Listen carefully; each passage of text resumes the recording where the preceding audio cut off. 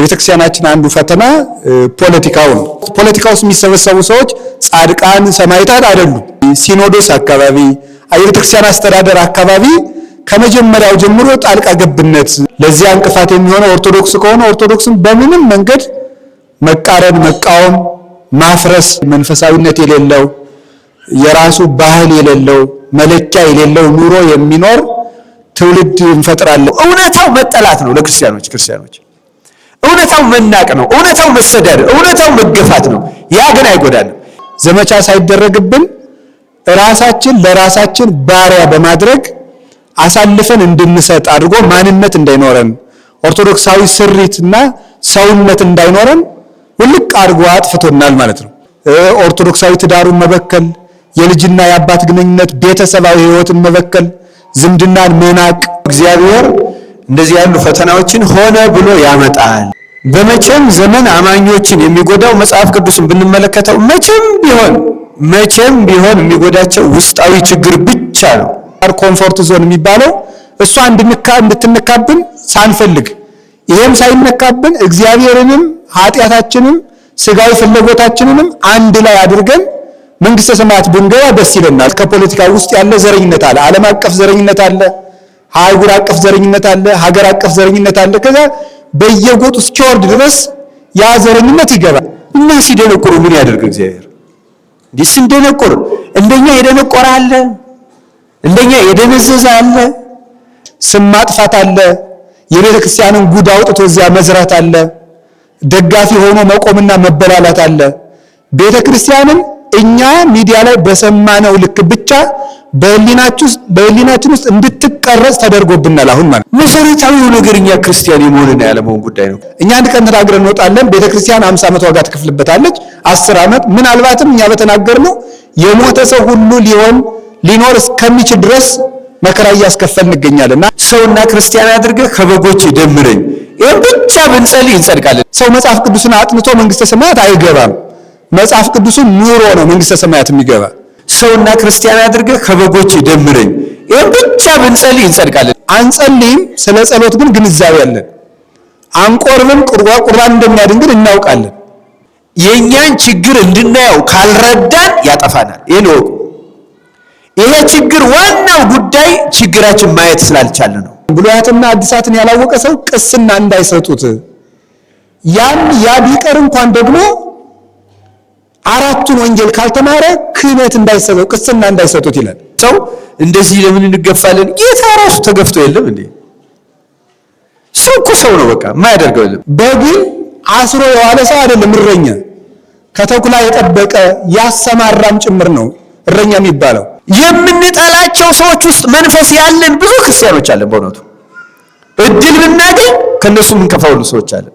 ሰው ክርስቶስን የሚያየው በሕጉ በወንጌል በኩል ነው እና ኦርቶዶክሳዊነት ማለት ምስጢራተ ቤተክርስቲያንን አለመራቅ ነው።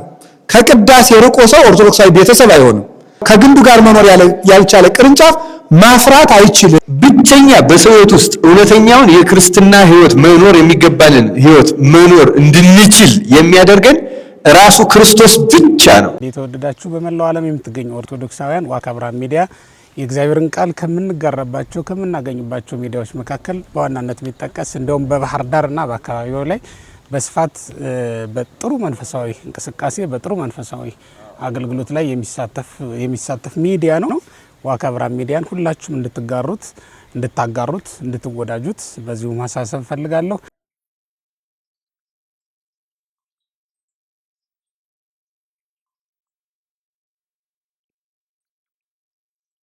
የመጀመሪያ ጥያቄ የሚሆነው ወቅታዊ ቤተክርስቲያን ጉዳይ ነው።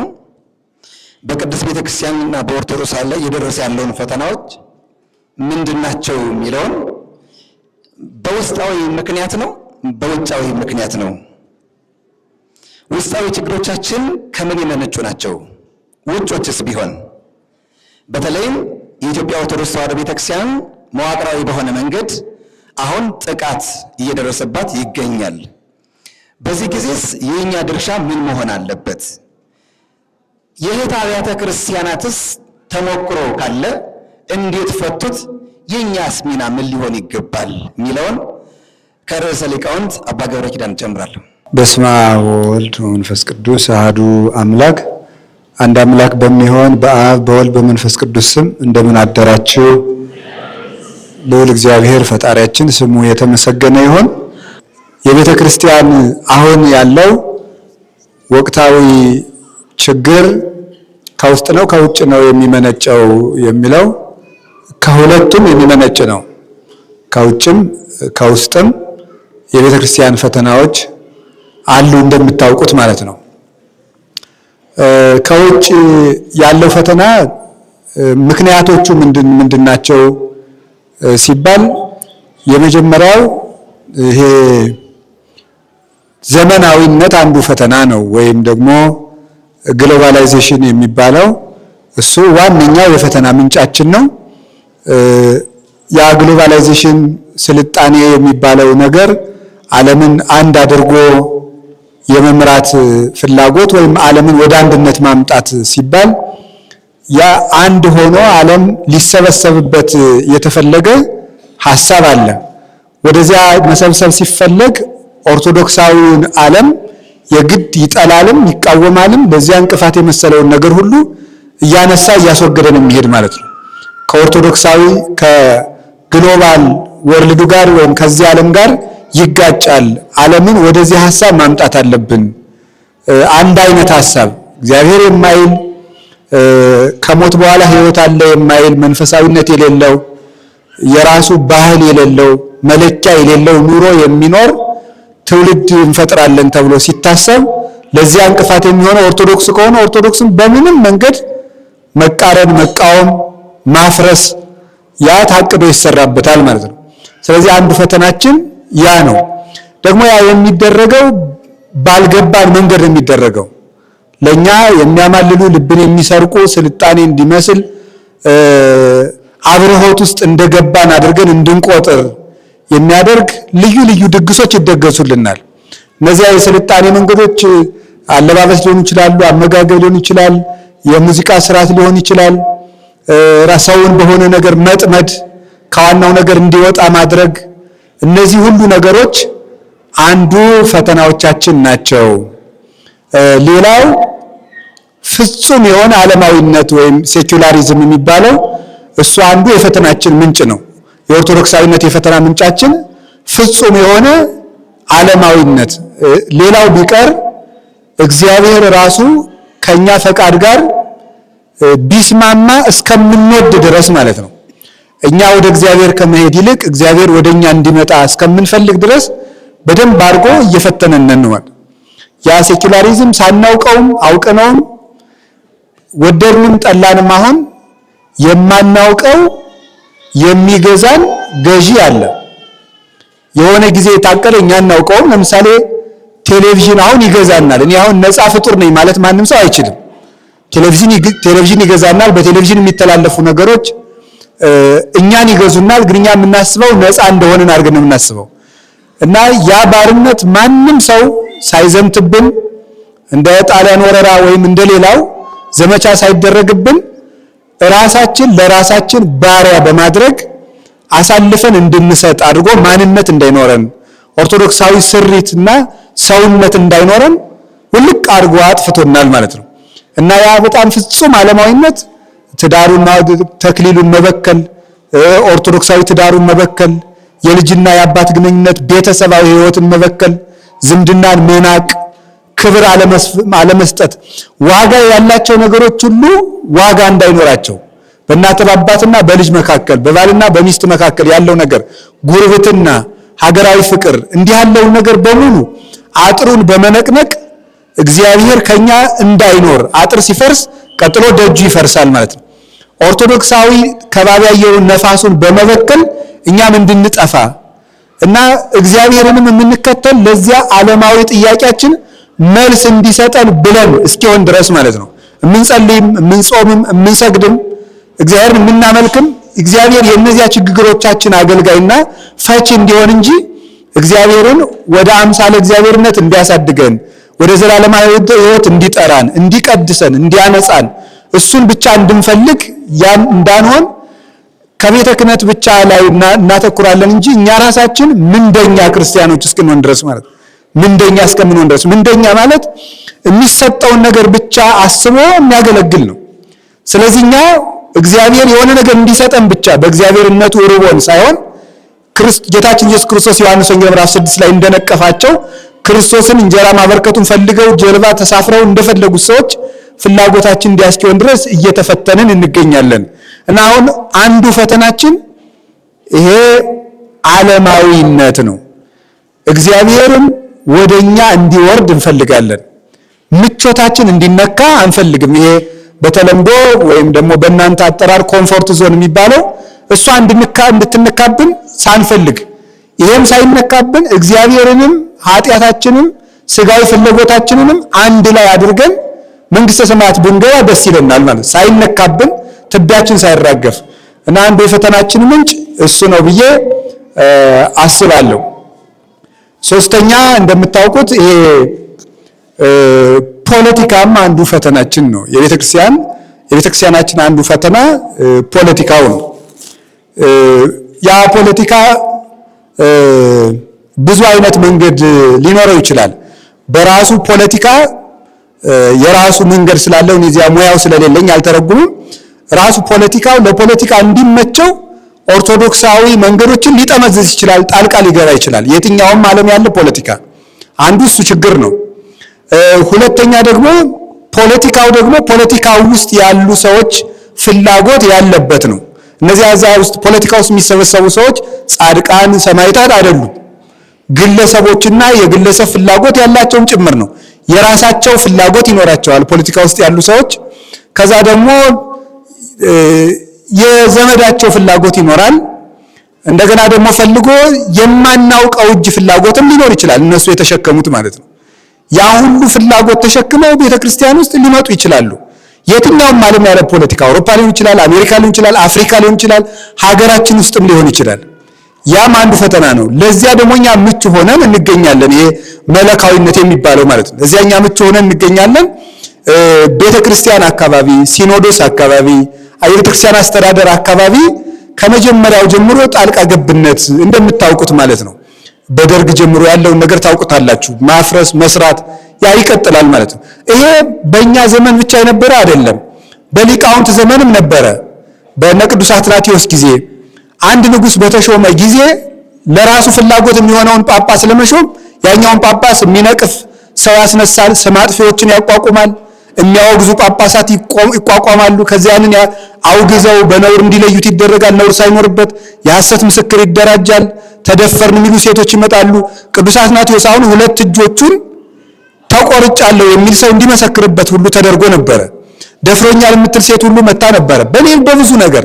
ስለዚህ አንዱ ጳጳስ ስም ለማስጠራት፣ አንዳንዱ የራሱን ስም ለማስጠራት በገሌ ዘመን ነው እንዲህ የተደረገ ለመባል፣ አንዳንዱ ደግሞ አይመቸኝም ለግዛቴ ላካሄድ አይመችም ብሎ ሲያስብ ቤተክርስቲያኒቱን ሊያዳክም ይችላል። እነዚህም የፈተናዎቻችን ምንጮች ናቸው እና ይሄ ዘረኝነት አለ። የዘረኝነት ከፖለቲካ ውስጥ ያለ ዘረኝነት አለ። ዓለም አቀፍ ዘረኝነት አለ፣ አህጉር አቀፍ ዘረኝነት አለ፣ ሀገር አቀፍ ዘረኝነት አለ። ከዛ በየጎጡ እስኪወርድ ድረስ ያ ዘረኝነት ይገባል። እንግዲህ እንደምታውቁት ለምሳሌ አሁን በዓለም አቀፍ የቤተ ክርስቲያን ልዩነት እንኳን የመጣው 451 ዓመተ ምህረት ላይ ልዩነት እንኳን የመጣው ምንድነው? ዘረኝነት ነው። እኛ ሮማውያን እኛ እንደዚህ ነን እና እንደዚህ ነን የሚለው ነው። የሮሙ ጳጳስ የበላይ ነው ብሎ እሱን በሀገር ልጅ ደረጃም ቁስጥንጥንያዎችን እንቆርባለን በማለት ሲከተሉ ነው ኦርቶዶክስና ካቶሊክ ብለን የተከፋፈል ነው ማለት ነው።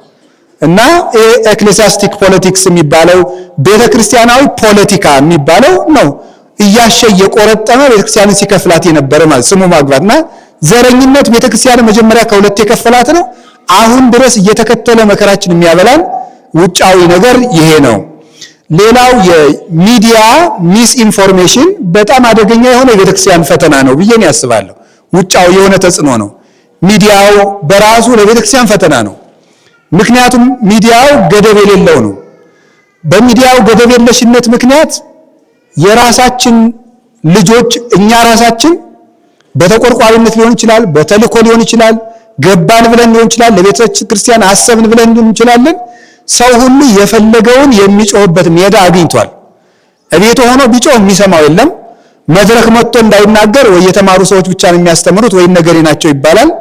ስለዚህ የሚያደርጋል ነፃ መድረክ አገኘ። በዚያ ምክንያት ስም ማጥፋት አለ፣ የቤተ ክርስቲያንን ጉድ አውጥቶ እዚያ መዝራት አለ፣ ደጋፊ ሆኖ መቆምና መበላላት አለ።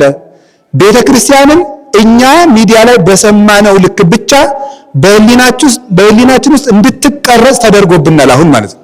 ስለዚህ ሰው ሁሉ ቤተ ክርስቲያን እያለ አሁን ለቤተ ክርስቲያን እየታገልኩ ነው፣ ለቤተ ክርስቲያን እየበረታው ነው የሚለው ሰው ሁሉ ራሱ ለሳላት ቤተ ክርስቲያን ሁሉ ሊሆን ይችላል።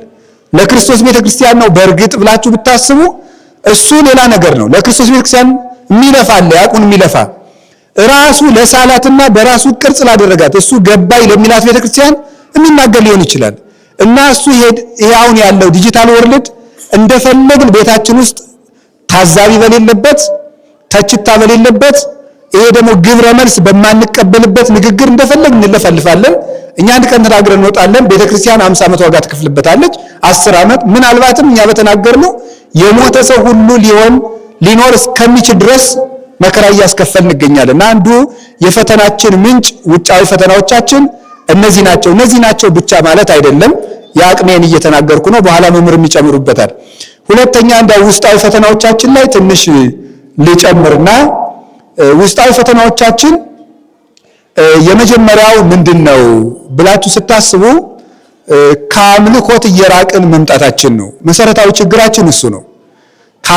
ከእግዚአብሔር ጋር ያለንን ተዋህዶ እየራቀ መጥቷል። አሁን እንደሚታወቀው ኦርቶዶክሳዊ አስተምህሮ መራቀቅ፣ መሸምደድ፣ መጽሐፍ ቅዱስን ማጥናት እንደዚህ አይደለም። ሰው መጽሐፍ ቅዱስን አጥንቶ መንግስተ ሰማያት አይገባም። መጽሐፍ ቅዱስን ኑሮ ነው መንግስተ ሰማያት የሚገባ እና እንደሱ አይነት አስተምህሮ ኦርቶዶክስ የላትም። እኛ ግን ከአምልኮ እየራቅን አንጸልይም፣ ስለ ጸሎት ግን ግንዛቤ አለን። አንቆርብም፣ ቁርባን እንደሚያድን ግን እናውቃለን። አንጾምም፣ ጾሙ እንዳይቀነስ ግን ጠበቃ ሆነን የምንቆመው ደግሞ እኛ ነን። ግን ደግሞ መጾም አንፈልግም። ጾሙ ተነካ ቢባል ቅዱስ ሲኖዶስ ጾም ይቀነስ ብሏል ቢል እርግጠኛ ነኝ ሁሉም ሰው ሰላማዊ ሰልፍ ይመጣል። ግን አይጾሙም። ቅዱስ ቁርባን ይቅር ተብሎ እንዳያደርገውና ቢወሰን ማንም ሰው ነው መጀመሪያ የሚቆመው። ግን አንቆርብም፣ ስጋው ደግሞ አንቀበልም። እንግዲህ አሁን ለምሳሌ ሌሎች አብያተ ክርስቲያናት አሁን የግብጽ ኦርቶዶክስ ተዋሕዶ ቤተክርስቲያን 1960ዎቹ ጀምሮ ቤተክርስቲያኒቱ ወደ ሐዲስ መጠናከር እንድትመጣ ያደረጉት አንደኛው ምን በማድረግ ነው? ቁርባናዊ ሕይወትን በትክክል ወደ ህዝቡ በማድረስ ነው። የቅዱስ ቁርባን ሕይወት ምክንያቱም ጌታችን መድኃኒታችን ኢየሱስ ክርስቶስ የሞተበት ዋናው ዓላማ ስጋውን ቆርሶ ለመስጠትና ደሙን አፍሶ ለመስጠት ነው። አዳም ከገነት የወጣበት ዋና ዓላማ ምንድን ነው? የኦሪት ዘፍጥረት ምዕራፍ 3 ላይ እንደምናነበው ገነት ውስጥ የሕይወት ዛፍ አለ። ያን ቢበላ አዳም አይሞትም። ስለዚህ እንዲሞት መውጣት ነበረበት። አሁን ደግሞ ወደ ገነት እንዲመጣ ደግሞ ያንን የሕይወት ዛፍ መብላት አለበት። ስለዚህ ጌታችን ኢየሱስ ክርስቶስ የመጣ አዳም ያላገኘውን ያን የሕይወት ዛፍ ለመስጠት ነው። ያ የሕይወት ዛፍ የክርስቶስ ስጋና ደም ነው እና ከቅዱስ ቁርባን መራቃችን በተለይ ከግራኝ መሐመድ ወዲህ እስከዚያ ድረስ እሁድ ቀን ሳይቆርብ የሚውል ክርስቲያን እንደምታውቁት ሰዎች ከድር ሁሉ ያወጡት ነበር፣ ንስሐ አባቱ ካልመሰከረለት። እንዲያውም በዘራ ያዕቆብ ጊዜ እሁድ ቀን ቤተክርስቲያን ያልመጣ ሰው 50 ጅራፍ ይገረፍ ነበር። ክርስቲያን ሆኖ ማለት ነው። ክርስቲያን ሆኖ ነው እንግዲህ፣ ሌላው ሰው ይገረፋል አላልኩም። ክርስቲያን ሆኖ ያልመጣ ሰው 50 ጅራፍ ይገረፋል እሁድ ቀን። ደግሞ ያልገረፈው ወታደር ደግሞ ሌላ ብዙ ይገረፋል፣ ከሱ ጨምሮ ይገረፋል ማለት ነው።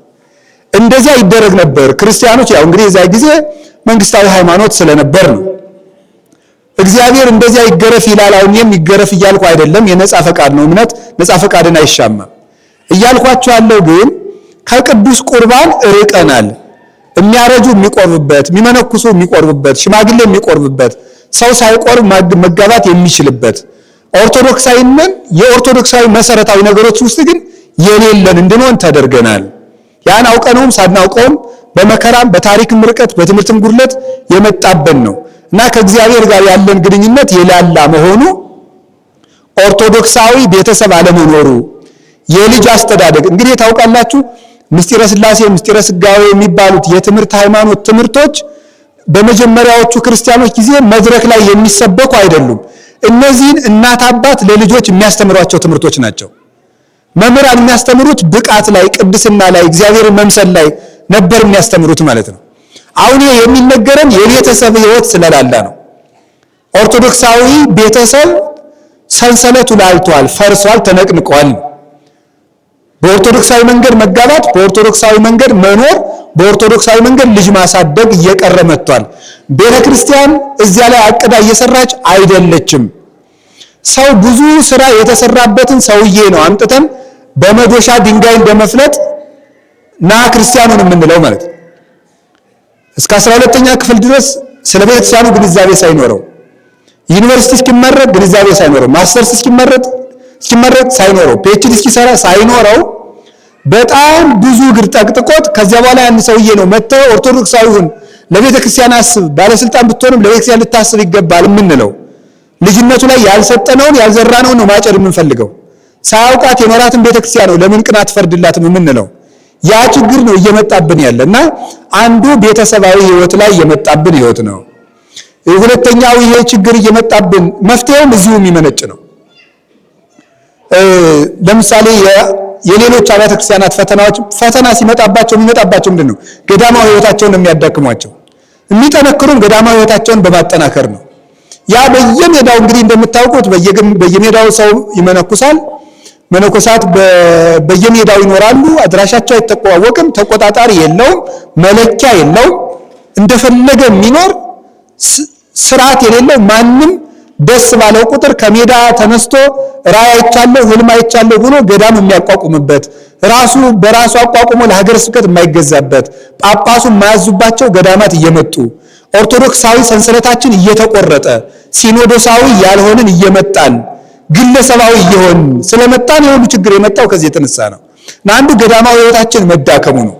ሶስተኛው ካህናት ወይም ደግሞ የክህነት ህይወት መድከሙ ነው። የክህነት ህይወት መድከሙ ምንድነው? እንግዲህ ሃይማኖትን ያላወቀ ሰው መጀመሪያ ዲያቆን አይሾም። ከዲያቆናት መካከል እስጢፋኖስን ወደ ማስተማር ያመጡት አይምሮ የጎለመሰ መጻሕፍተ ብሉያትን የሚያውቅ የሚያስተምር የመከራከር ሀብትም ያለው የተሟላለት ነው። ዲያቆን የሚሆን የሚለው መጻሕፍትን የሚያውቅ ሃይማኖትን የሚያስረዳ እጁ ለመማታት የማይፈጥን የማይሰክር በሀገር የተመሰከረለት ያ እየቀነሰ መጥቶ ነው። እንግዲህ ድሮ ዲቁና ሲሰጥ የገሌ ልጅ ዲያቆን ሊሆን ነው ሲባል ጳጳሱ ደብር ላይ ይሄዳሉ። ሄደው የገሌን ልጅ ዲቁና ልሾመው ስለሆነ ምን ትላላችሁ ብለው ይጠይቃሉ። ከዛ አረ እንዲህ ያለ ነውር አለበት ከተባለ ቆይ እንግዲህ ሲስተካከል ተብሎ ይቀራል። ይሆነናል ብለው ሲመሰክሩለት ዲያቆን ይሆናል ማለት ነው። ሰው አሁን ዛሬ ይገርማቸዋል። በግብጽ ቤተክርስቲያን ውስጥ አንድ ሰው ራሱ ሂዶ ዲቁና ስጡኝ ካለ ነውር ነው አይባልም። ጳጳሱን ሂዶ እኔ ዲያቆን መሆን ይችላል ሹሙኝ አይልም። ምዕመናን ናቸው እንደው የገሌ ልጅ ጥሩ ልጅ ነው በጉርብትና እናውቀዋለን የገሌ ልጅ ዲያቆን ብታረጉልን ብለው የሚጠይቁ ምዕመናን ናቸው። ያ የተመሰከረለት ዕውቀቱ ተፈትኖ ምግባር ተፈትኖ ዲቁና ይሰጠዋል። ያ ያድግና ምን ይሆናል? ቄስ ይሆናል። ቄስ ደግሞ ምን መሆን አለበት? አራቱን ወንጌል የሚያስተምር ነው። እይኩን አሐዱሂ ቀሲሰ ዘያእመረ መጻሕፍተ አምላካውያተ ወፈድፋደሰ አርባዕተ ወንጌላተ። አራቱን አምላክ ወዶ ያጻፋቸውን ብሉያትና አዲሳትን ያላወቀ ሰው ቅስና እንዳይሰጡት ያ ቢቀር እንኳን ደግሞ አራቱን ወንጌል ካልተማረ ክህነት እንዳይሰጠው ቅስና እንዳይሰጡት ይላል። የካህን ስራው ማስተማር ነው። ካህን እረኛ ነው። ያጎላል። ይሄ እረኝነት በጣም ብዙ ስራ ነው ያለው። እረኛ መቼም እንግዲህ በግ ጠብቅ ተብሎ ሲያበቃ በጊቱን ወደ ሳር ልትሄድ ስትል ቀንዷን፣ ውሃ ልትጠጣ ስትል ቀንዷን እያለ ሰውዬ ዝም ብሎ አንድ ቦታ ላይ የሚያውል ሰውዬ እረኛ ይባላል እንዴ? በግን አስሮ የዋለ ሰው አይደለም እረኛ። ከተኩላ የጠበቀ ያሰማራም ጭምር ነው እረኛ የሚባለው። እረኛ የሚመራ የሚያሰማራና የሚጠብቅ ነው። ይመራቸዋል፣ ያሳያቸዋል፣ ያሰማራቸዋል። ከለመለመ ሳር ከጠራ ውሃ ያደርሳቸዋል። አባቶቻችን እንዳስተማሩት ያ ለመለመ ሳር የጠራ ውሃ ክርስቶስ ነው፣ ሌላ አይደለም። ከነሱ ያደርሳል፣ ይጠብቃቸዋል። ይሄ ኖላዊነት የሚለውን አሃት አብያተ ክርስቲያናት የህንድ፣ የአርመን፣ የግብጽ፣ የሶሪያ ይሰሩበታል። ኖላዊነት የቤት ለቤት አገልግሎት ይሰጣሉ። እየቆጠረ ካህኑ በሳምንት 3 ቀን 4 ቀን ቤታቸው ይሄዳል። የሚሄደው ዝክር ሲጠሩት አይደለም የሚሄደው። ዝክር ተጠርቶ ዝክር ለመባረክ አይደለም ይሄዳል። ወደ 8-9 ጥያቄዎች አሉ። መሰረታዊ ጥያቄዎች ይጠይቃቸዋል። ጤናችሁ ደህና ነው ወይ? የምትበሉት እንጀራ አላችሁ ወይ? መጽሐፍ ቅዱስ በቀን በቀን ይማራሉ ወይ? ልጆች ከቆረቡ ስንት ቀን ሆናቸው? ትጸልያላችሁ ወይ? የማህበር ጸሎት አላችሁ ወይ? የግል ጸሎታችሁ እንዴት ነው? መጽሐፍ ቅዱስ ታነባላችሁ ወይ? ከጎረቤት ጋር ሰላም ናችሁ ወይ? ብሎ ይጠይቃቸዋል። ችግር ካለ እነሱን አቃሎ ፈውሶ አስተምሮ ይሄዳል። ከዚህ ውጪ ረጅም ሰዓት በንስሐ ልጆች ቤት መቀመጥ፣ ማውራት፣ ሌላ ነገር ማድረግ አይፈቀድም። ይሄንን ማድረግ ትተነዋል። በጎቹን መጠበቅ፣ ጠቦቶችን መጠበቅ፣ ሕፃናት መጠበቅ፣ ወጣቶችን መጠበቅ አይሰራም። ወጣቶች ላይ እየተሰራ አይደለም፣ ሕፃናት ላይ እየተሰራ አይደለም፣ ሽማግሌዎች ላይ እየተሰራ አይደለም። ሌላ ኖላዊነት የሚባል አለ። ድሃ አደጎችን መመገብ ቀርቷል። አንዲት ቤተክርስቲያን ለምሳሌ ያለንበት ቤተክርስቲያን ማን ነው? ሄዳችሁ ግን ከስላሴ ሰበካ ጉባኤ ጋር እንዳትገጥሙ። አሁን የቅድስት ስላሴ ቤተክርስቲያን አለ። ይሄ በስላሴ ቤተክርስቲያን አጥቢያ ስር ያሉ ድሆችን የመመገብ ድርሻ የማን ነው? የስላሴ ቤተክርስቲያን ነው። ድሆችን መመዝገብ። ይሄ እጓለ ማውታ ብእሲተ ማውታ ይባላል። ባሏ የሞተባትን ሴት፣ ጧሪ ቀባሪ የሌላቸውን፣ እናት አባቱ የሞቱበትን እነዚህን ይመዘግባል። የሊቀ ዲያቆን ድርሻው ሲጀመር ሊቀ ዲያቆን ቀዳሽ መመደብ ብቻ አይደለም። እነዚህን ድሆች እየመዘገበ ለሊቀ ጳጳሱ ያቀርባል። ሊቀ ጳጳሱ ከአጥቢያው ምን ያደርግላቸዋል? የሚያስፈልጋቸውን ነገር ይመድብላቸዋል። ባሎቻቸው ሙቶ ረዳት የሌላቸው ሴቶች ይመዘገባሉ በአጥቢያው። ይሄ የእረኝነት ስራ ነው። አሁን ዛሬ ስንት ሰው ካደ፣ ስንት ሰው ጎዳና ወጣ፣ ስንት ሰው ሱስ ይዞታል፣ ስንት ሰው ታስረዋል፣ ስንት ሰው ተፈቷል። መረጃ እንኳን የለንም። ያኛ አይተው ነው ነገር ነው። እኛም ለሰበካ ጉባኤ አስራታችን አንከፍልም፣ ሰበካ ጉባኤ አያዝብንም፣ ንስሐ አባት አያዝብንም፣ አጥቢያችንን አንወስንም። የፈለግነው ደብር እንዲያውም አንዳንዶቻችን ጥሩ ድምፅ ያለው ቄስ ወደሚቀድስበት ደብር ወይም እኛ የምንወደው ሰባኪ ከሚሰብክበት ደብር እንደፈለግን እንዞራለን። አጥርም የለንም፣ ቅጥርም የለንም። አስራታችን እኛ ለወደድነው ባይታዊ ወይም ለሆነ ነገር እናወጣለን። ቤተክርስቲያናችንን ማናገለግል፣ ቤተክርስቲያናችን የኛ እንዳትሆን እያደረግናት ነው። ይሄ አንዱ ያለብን መሰረታዊ ችግር ነው። አሁን እንደምታውቁት ያው አስተዳደራዊ ችግርም አለብን። አስተዳደራዊ ችግር አለብን። የዘመነ አስተዳደር፣ ዘመኑን አለመረዳት፣ ዛሬን ሁሉ እንደ ትናንቱ ማሰብ፣ ለነገ ማሰብ አለመቻል፣ ነገን አለማያት፣ ነገ ምን ሊፈጠር ይችላል? ሰውን እየወጣ ይዷል። አሁን በዚህ አካሄዳችን ኤአይ መጥቷል። ይሄ ኤአይ ኦርቶዶክስን ሊያሳጣን ይችላል አይችልም? ምን ሊሆን እንችላለን ተብሎ ዘመንን የሚቀድም አስተዳደር አለማየት፣ ውሳኔ ፈጥኖ አለመወሰን፣ ዘግይተው መልስ ያላገኙ ውሳኔዎች፣ ህዝቡን ግራ የሚያጋቡ ውሳኔዎች በጊዜ ውሳኔ አለማግኘት፣ ኦርቶዶክሳዊ ጥያቄ መዋቅራዊ በሆነ መንገድ መልስ አለመሰጠታቸው፣ በጊዜ የተለካ የተሰፈረ የአስተማሪና የመምህር ልክ አለመኖሩ፣ ማስተማር የቻለ ሁሉ ሚዲያ መክፈት የቻለ ሁሉ ማስተማር የሚችልበት ጊዜ መምጣቱ፣ ያን ቅዱስ ሲኖዶስ ስልጣን ብሎት የመቆጣጠር ተሰሚነትና ተደማጭነት ኑሮት አለመቻሉ፣ መስመር አለመያዛችን፣ እንዲህ ያለው ችግር ነው የችግሮቻችን ምንጭ። ይሄ ችግር እያንዳንዳችንን ቤተክርስቲያኒቱን ለነገ እንዳትቀጥል እያደረጋት ያለ ፈተና ይመስለኛል፣ ይረዳኛል። በእኔ እይታ መፍትሄዎቻችን በአንጻሩ ምን እያልኩ ነው ማለት ነው? እነዚህን ማስተካከል ነው መፍትሄዎቻችን። መደማመጥ፣ ከትንሹ መጀመር፣ ከግለሰብ ይልቅ ወደ አንድነት መምጣት፣ እንደዚህ ያለ መፍትሄ ብለን የምናበዳቸውን ነገሮች ወደ ቤተክርስቲያን ማምጣት፣ ይሄ ሁሉ ያስፈልጋል ብዬ አስባለሁ። በእኔ በኩል ያለኝ ቆየና እግዚአብሔር ይስጥልኝ። ክርስልን አባታችን መምህር ብርሃኑ ደግሞ ሚዲያውም ተነሳስቷልና ሁለተኛውም ጥያቄ እሱ ነው። አብሮ የሚያነሱትን የእህት አብያተ ክርስቲያናት ተሞክሮም ካለ አብረው ያነሱልናል። ሚዲያውም አንዱ እየፈተነን ያለው ኦርቶዶክሳዊነትን ያለ ችግር ነው አሁንና እሱንስ የኛ ድርሻ እስከምን ድረስ መሆን ያለበት? ምንስ ልናደርግ ይገባል?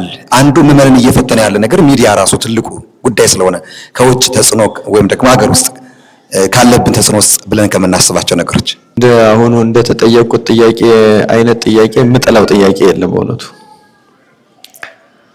ይደክመኛል፣ ይሰለቸኛል፣ ይሰማል አይደለም? አሁን እንደዚህ አይነቱ ጥያቄ ከኋላ አሁን አይሰማም? አዎ እንዳሁኑ ጥያቄ ያለ ጥያቄ እኔን ያደክመኛል፣ ያሰለቸኛል። እውነተኛ ስሜቴን ነው የምናገረው።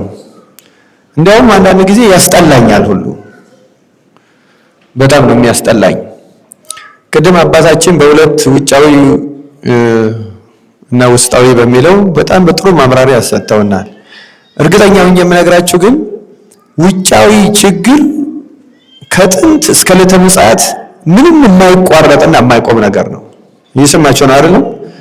ውጫዊ ችግር እስከ ዕለተ ምጽአት ጸንቶ አይነቱ እየበዛ እየበረከተ ይሄዳል እንጂ በምንም መንገድ አይቀንስም። ክርስቲያኖችን ግን የሚጎዳው ውስጣዊ ችግር ነው እንጂ ውጫዊ አይደለም። ክርስቲያኖች ይህን በእርግጠኝነት እንድታውቁ ያስፈልጋል።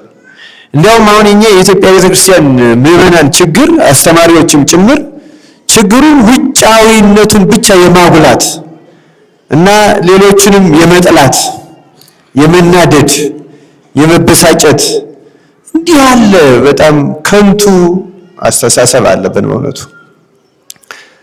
በመቼም ዘመን አማኞችን የሚጎዳው መጽሐፍ ቅዱስን ብንመለከተው መቼም ቢሆን የሚጎዳቸው ውስጣዊ ችግር ብቻ ነው። በግለሰብም ቢሆን አንድ ግለሰብ የሚጎዳው በመሰረታዊነት በራሱ ችግር ብቻ ነው። እንዲያውም ቅዱስ ዮሐንስ አፈወርቅ ራሱን ካልጎዳ በቀር አንድን ሰው ሌላ ሰው በምንም መንገድ አይጎዳውም ብለዋል። የታወቀ ነገር ነው እና ማንም ቢሆን ራሱን ነው እንጂ የሚጎዳው ማንም አይጎዳውም። በነገራችን ላይ ይሄ ማለት ጠላት አይነሳበትም፣ ሊያጠቃው አይፈልግም ማለት አይደለም። ያ ይኖራል። ሰይጣን የሌለበት ጊዜ የለም። በሰይጣን ሐሳብ የሚሰሩ ሰዎችም እስከ ዕለተ ምጽአት ይኖራሉ። አስተሳሰባቸው፣ አሰራራቸው ይቀያየራል፣ ይሄዳል እና አሁን ለምሳሌ ሚዲያ ችግራችን ነው ተብሎ ተነስቷል። ግን ሚዲያ ችግር የሆነበት ራሱ ክርስቲያኑ ችግር ስለሆነ ነው። ሚዲያ ልናቆመው አንችልም። ዓለማዊነትን ልናቆመው አንችልም። እንደዛ ማድረግ አይቻልም። ማድረግ ስለማንችለው ነገር ማውራት በምንም ለምሳሌ ይችን ፀሐይ እንዳትወጣ ማድረግ አንችልም። ከጥላ ስር መቀመጥ የኛ ድርሻ ነው በእውነቱ።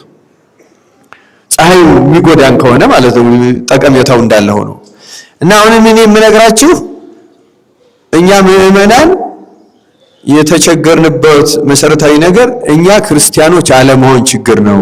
እንዲያውም እግዚአብሔር እንደዚህ ያሉ ፈተናዎችን ሆነ ብሎ ያመጣል። እኔ በዚህ ነው የማምነው። ሆነ ብሎ ያመጣል እና ሲደነቁሩ ምን ያደርግ እግዚአብሔር? ሲደነቁር እንደኛ የደነቆረ አለ? እንደኛ የደነዘዘ አለ? እንደኛ በቃ እንደዚህ ዝም ብሎ በከንቱ የሚራመድ አለ? የለም። አባታችን ጥሩ አድርገው በክፍል አስቀምጠውታል። እኔ እንደዛም ማስቀመጥም አልፈልግም። ማድረግ ስለማያስፈልግ ሳይሆን አንደኛ ስለተደረገ፣ ሁለተኛ መሰረታዊው ነገር እኛ ክርስቲያን የመሆንና ያለመሆን ጉዳይ ነው። ክርስቲያኖች የእስራኤልን ታሪክ ለክርስትና ምሳሌ አድርጎ መውሰድ ይቻላል። እስራኤል ከግብጽ ሲወጡ ጀምሮ ያለው ጉዳይ ይሄ ሁሉ መተንተን ይቻላል። ግን ስትማሩት ነው የኖራችሁት። ያልተሰበከበት ያልተነገረበት ጊዜ የለም ክርስቲያኖች። ስለዚህ አሁን እኔ የምናገረው የተወሰኑ ነገሮችን መቼም ስለተጠየቁ አክብሬ ትንሽ ማሳሰቢያ መናገር እፈልጋለሁ። ግን ክርስቲያኖች ክርስቲያን እንሁን፣ ክርስቲያን ለመሆን ያብቃን። እንዲያውም ጸልዩ፣ ክርስቲያን አድርገኝ እባክህ፣ ክርስቲያን አድርገኝ ጌታ ሆይ እያላችሁ ጸልዩ። በእውነቱ እባክህ ክርስቲያን አድርገኝ፣ እንዲያውም ሰው አድርገኝ። መጀመሪያ ሰው፣ ሁለተኛ ክርስቲያን አድርገኝ። ሰውና ክርስቲያን አድርገህ ከበጎች ደምረኝ። ይሄን ብቻ ብንጸልይ እንጸድቃለን። እንዲያው ችግራችን እየተቃለለ የመሄዱ አስተዋጽኦ ያደርጋል ብዬ አምናለሁ። በጣም እኛ እውነት ለመናገር ክርስቲያኖች ነን ለማለት እኔ እንጃ። በእውነቱ ክርስቲያኖች አሉ ከመካከላችን፣ ተስፋ ማስቆረጥም አልፈልግም። ለዛም አይደለም የምናገረው። ግን ችግራችን ደግሞ መጋፈጥ አለብን፣ በትክክል ማየትም አለብን ክርስቲያኖች። እና እግዚአብሔር ለሁላችን ማስተዋሉን ያደለን። ውስጣዊ ነው ችግራችን። በጣም ከፍተኛ የሆነ ያለማወቅ ችግር አለብን። ይሄ ድንቁርና የሚለው ቃሉ ከበድ ይላል ይመስለኛል፣ ግን ምን እውነታው ግን እሱ ነው። ከፍተኛ የሆነ ያ ደግሞ በኃጢአት ምክንያት ነው የሚሰለጥነው። ድንቁርና እንደ ጨለማ በጣም ቢጠነክረው በኃጢአት ምክንያት ነው። እና ክርስቲያኖች እንሁን፣ እንመለስ፣ ግድ የላችሁም። እኛ ክርስቲያኖች ብንሆን ከውጭ ያለውን ነገር ለመስተካከል ቅጽበት የሚፈጅበት አይመስለኝም። እግዚአብሔር ራሱ ይረዳናል። አሁንም በቸርነቱ ይርዳን። አንድ ጊዜ ገዳመ አስቄጥስ እንግዲህ መቼስ በመነኮሳት ታሪክ በጣም የታወቀና የተከበረ ነው የአባ መቃርስ ገዳም። ከዚያ በኋላም የብዙዎቹ የነ አነጻጽር፣ የነ አባ ዳንኤል፣ የነ አባ ብሶይ፣ የነ ዮሐንስ ከማ የስንቶቹ የቅዱሳን መነኮሳት መነሻ ገዳም ነው እና አንድ ጊዜ ስለ 49 ሰማዕታት የሚባሉ አሉ ወይም በእኛ ለባሳያነ መስቀል የምንላቸው እነዚህ 49 አባ ዮሐንስ የሚባል የገዳሙ አበምኔት ሳለ አንድ ታሪክ ተፈጽሞ ነው። እነዚህ ምንድነው ታሪኩ? አባ ዮሐንስ የገዳሙ አበምኔት የበቃ ነውና በርበሮች የሚባሉ በዚህ በሰሜን አፍሪካ የሚኖሩ ኋላ ቀር እንደዚህ ደርሰው እየመጡ ክርስቲያኖችን ገለው ሰውን ገለው ዘርፈው ሰልበው የሚሄዱ አሉ። ጨካኞች ናቸው። እና እነዚህ በርበሮች እየመጡ የግብጽ ክርስቲያኖችን ብዙ ጊዜ ያጠቋቸዋል። እና በዚያ በግብጽ በገዳማቱ አሁን ገዳማ አስቄጥስም ባለፈው ምንም ስንጎበኛ አይተነዋል። የመጠበቂያ ግንብ የሚባል አለ። የመጠበቂያ ግንብ ማለት ምን ማለት ነው? ግንብ ነው፣ ሁለት ግንብ በተከታታይ አለ እና ይሄ ግንብና ያኛው ግንብ በመሃል እንደ ደረጃ ይገናኛል። ያ ደረጃው በገመድ ተጎትቶ የሚነሳና የሚጣል ነው እና አንደኛው ግንብ ምንም መወጣጫ የለውም። በሁለተኛው ግንብ ይወጣጡና በደረጃ ወደዚያ ተሻግረው ያችን መወጣጫዋን ሲያጥፋት በዚያ መግቢያ ስለሌለው አያገኛቸው ማለት ነው። ድሮ የሚጠበቁ በዚህ ነበረ እና ታዲያ አባ ዮሐንስ በዘመኑ ምን አደረገ? በርበሮች ሲመጡ ተገለጹለት። መጥተዋል፣ ሊገሉን ነው። የደፈረ ከኔ ጋር ይቆም፣ ሰማዕትነት ይቀበል፣ የፈራ ግን ወደ መጠበቂያ ግንቡ ይግባ አለ እና አብዛኛዎቹ መነኮሳት ገቡና ከሱ ጋር ሌሎች 48 ከሱ ጋር 49 ሆነው ቆሙ። በርበሮች መጡ፣ አንገታቸውን ቀሏቸው፣ ተሰየፉ። እነዚህ ናቸው 49 ለባሳነ መስቀል የሚባሉት። እና በዚህ የሰማዕታትን አስተዋጽኦ ምልጃ ሲናገሩ አንድ ጽሑፍ አነበብኩ ከግብጾች መጽሐፍ ላይ። ምንድነው የሚለው? ገዳማ አስቄጥስን እግዚአብሔር ጠላው ይላል። እየሰማችሁ ነው? እየሰማችሁ ነው ክርስቲያኖች? እና አጠፋዋለሁ አለ እና በገነት ላሉት ቅዱሳን ገለጸላቸው። ላጠፋው ነው። ለምንድነው? ምክንያቱም ሲገልጽላቸው መነኮሳቱ ሰነፎች ሆኑ፣ እንቅልፋም ሆኑ፣ ምቾትን ወደዱ። ምቾት ሌሊት ለጸሎት ትጋት ነበራቸው የድሮዎቹ፣ ያሁኑ ትጋት የላቸውም። በቤተ መቅደስ ከሌሊቱ 10 ሰዓት ጀምሮ የተለመደ ነው በማንኛውም ቦታ። ይህንን እንኳን እንቅልፋቸውን ጨርሰው ሲነጋ ያደረጉት ምቾት። ሁለተኛ ደግሞ አስተዳደር ነው የሚወዱ። ይሄ ቢሮክራሲ፣ አሰራር፣ ይህን ነገር እነዚህ ሁለቱ ናቸው የተገለጹ። በመጽሐፍ የተገለጸ ነው የምነግራችሁ። አሁን የኛ ቤተክርስቲያን ለምሳሌ ትልቁ አትኩሮቱ አስተዳደር ነው፣ እንደዚህ ውጣ ውረድ ነው፣ ቢሮክራሲ ነው። ምን ግብግቡ፣ ጸቡ፣ ሚዲያው፣ ሰጣ ገባው ስለ አስተዳደር ነው። እግዚአብሔር በዚህ በጣም ነው የሚያዝነው። እና የዚያ መነኮሳትም ስለ ህንፃ ነው የሚያስቡት፣ ስለ ልማት ነው የሚያስቡት፣ ስለ ምቾት ነው የሚያስቡት። ምንም የለ አጠፋዋለሁ አላቸው ይላል። እግዚአብሔር እንደዚህ ነው የሚያጠፋው። እና አስነሳባቸዋለሁ፣ ጠላት መታቸዋለሁ ሲል አባ መቃርስ ተንበርክኮ ለመነው። የሰማዕታትን መብለጥ የሚናገር ታሪክ ነው።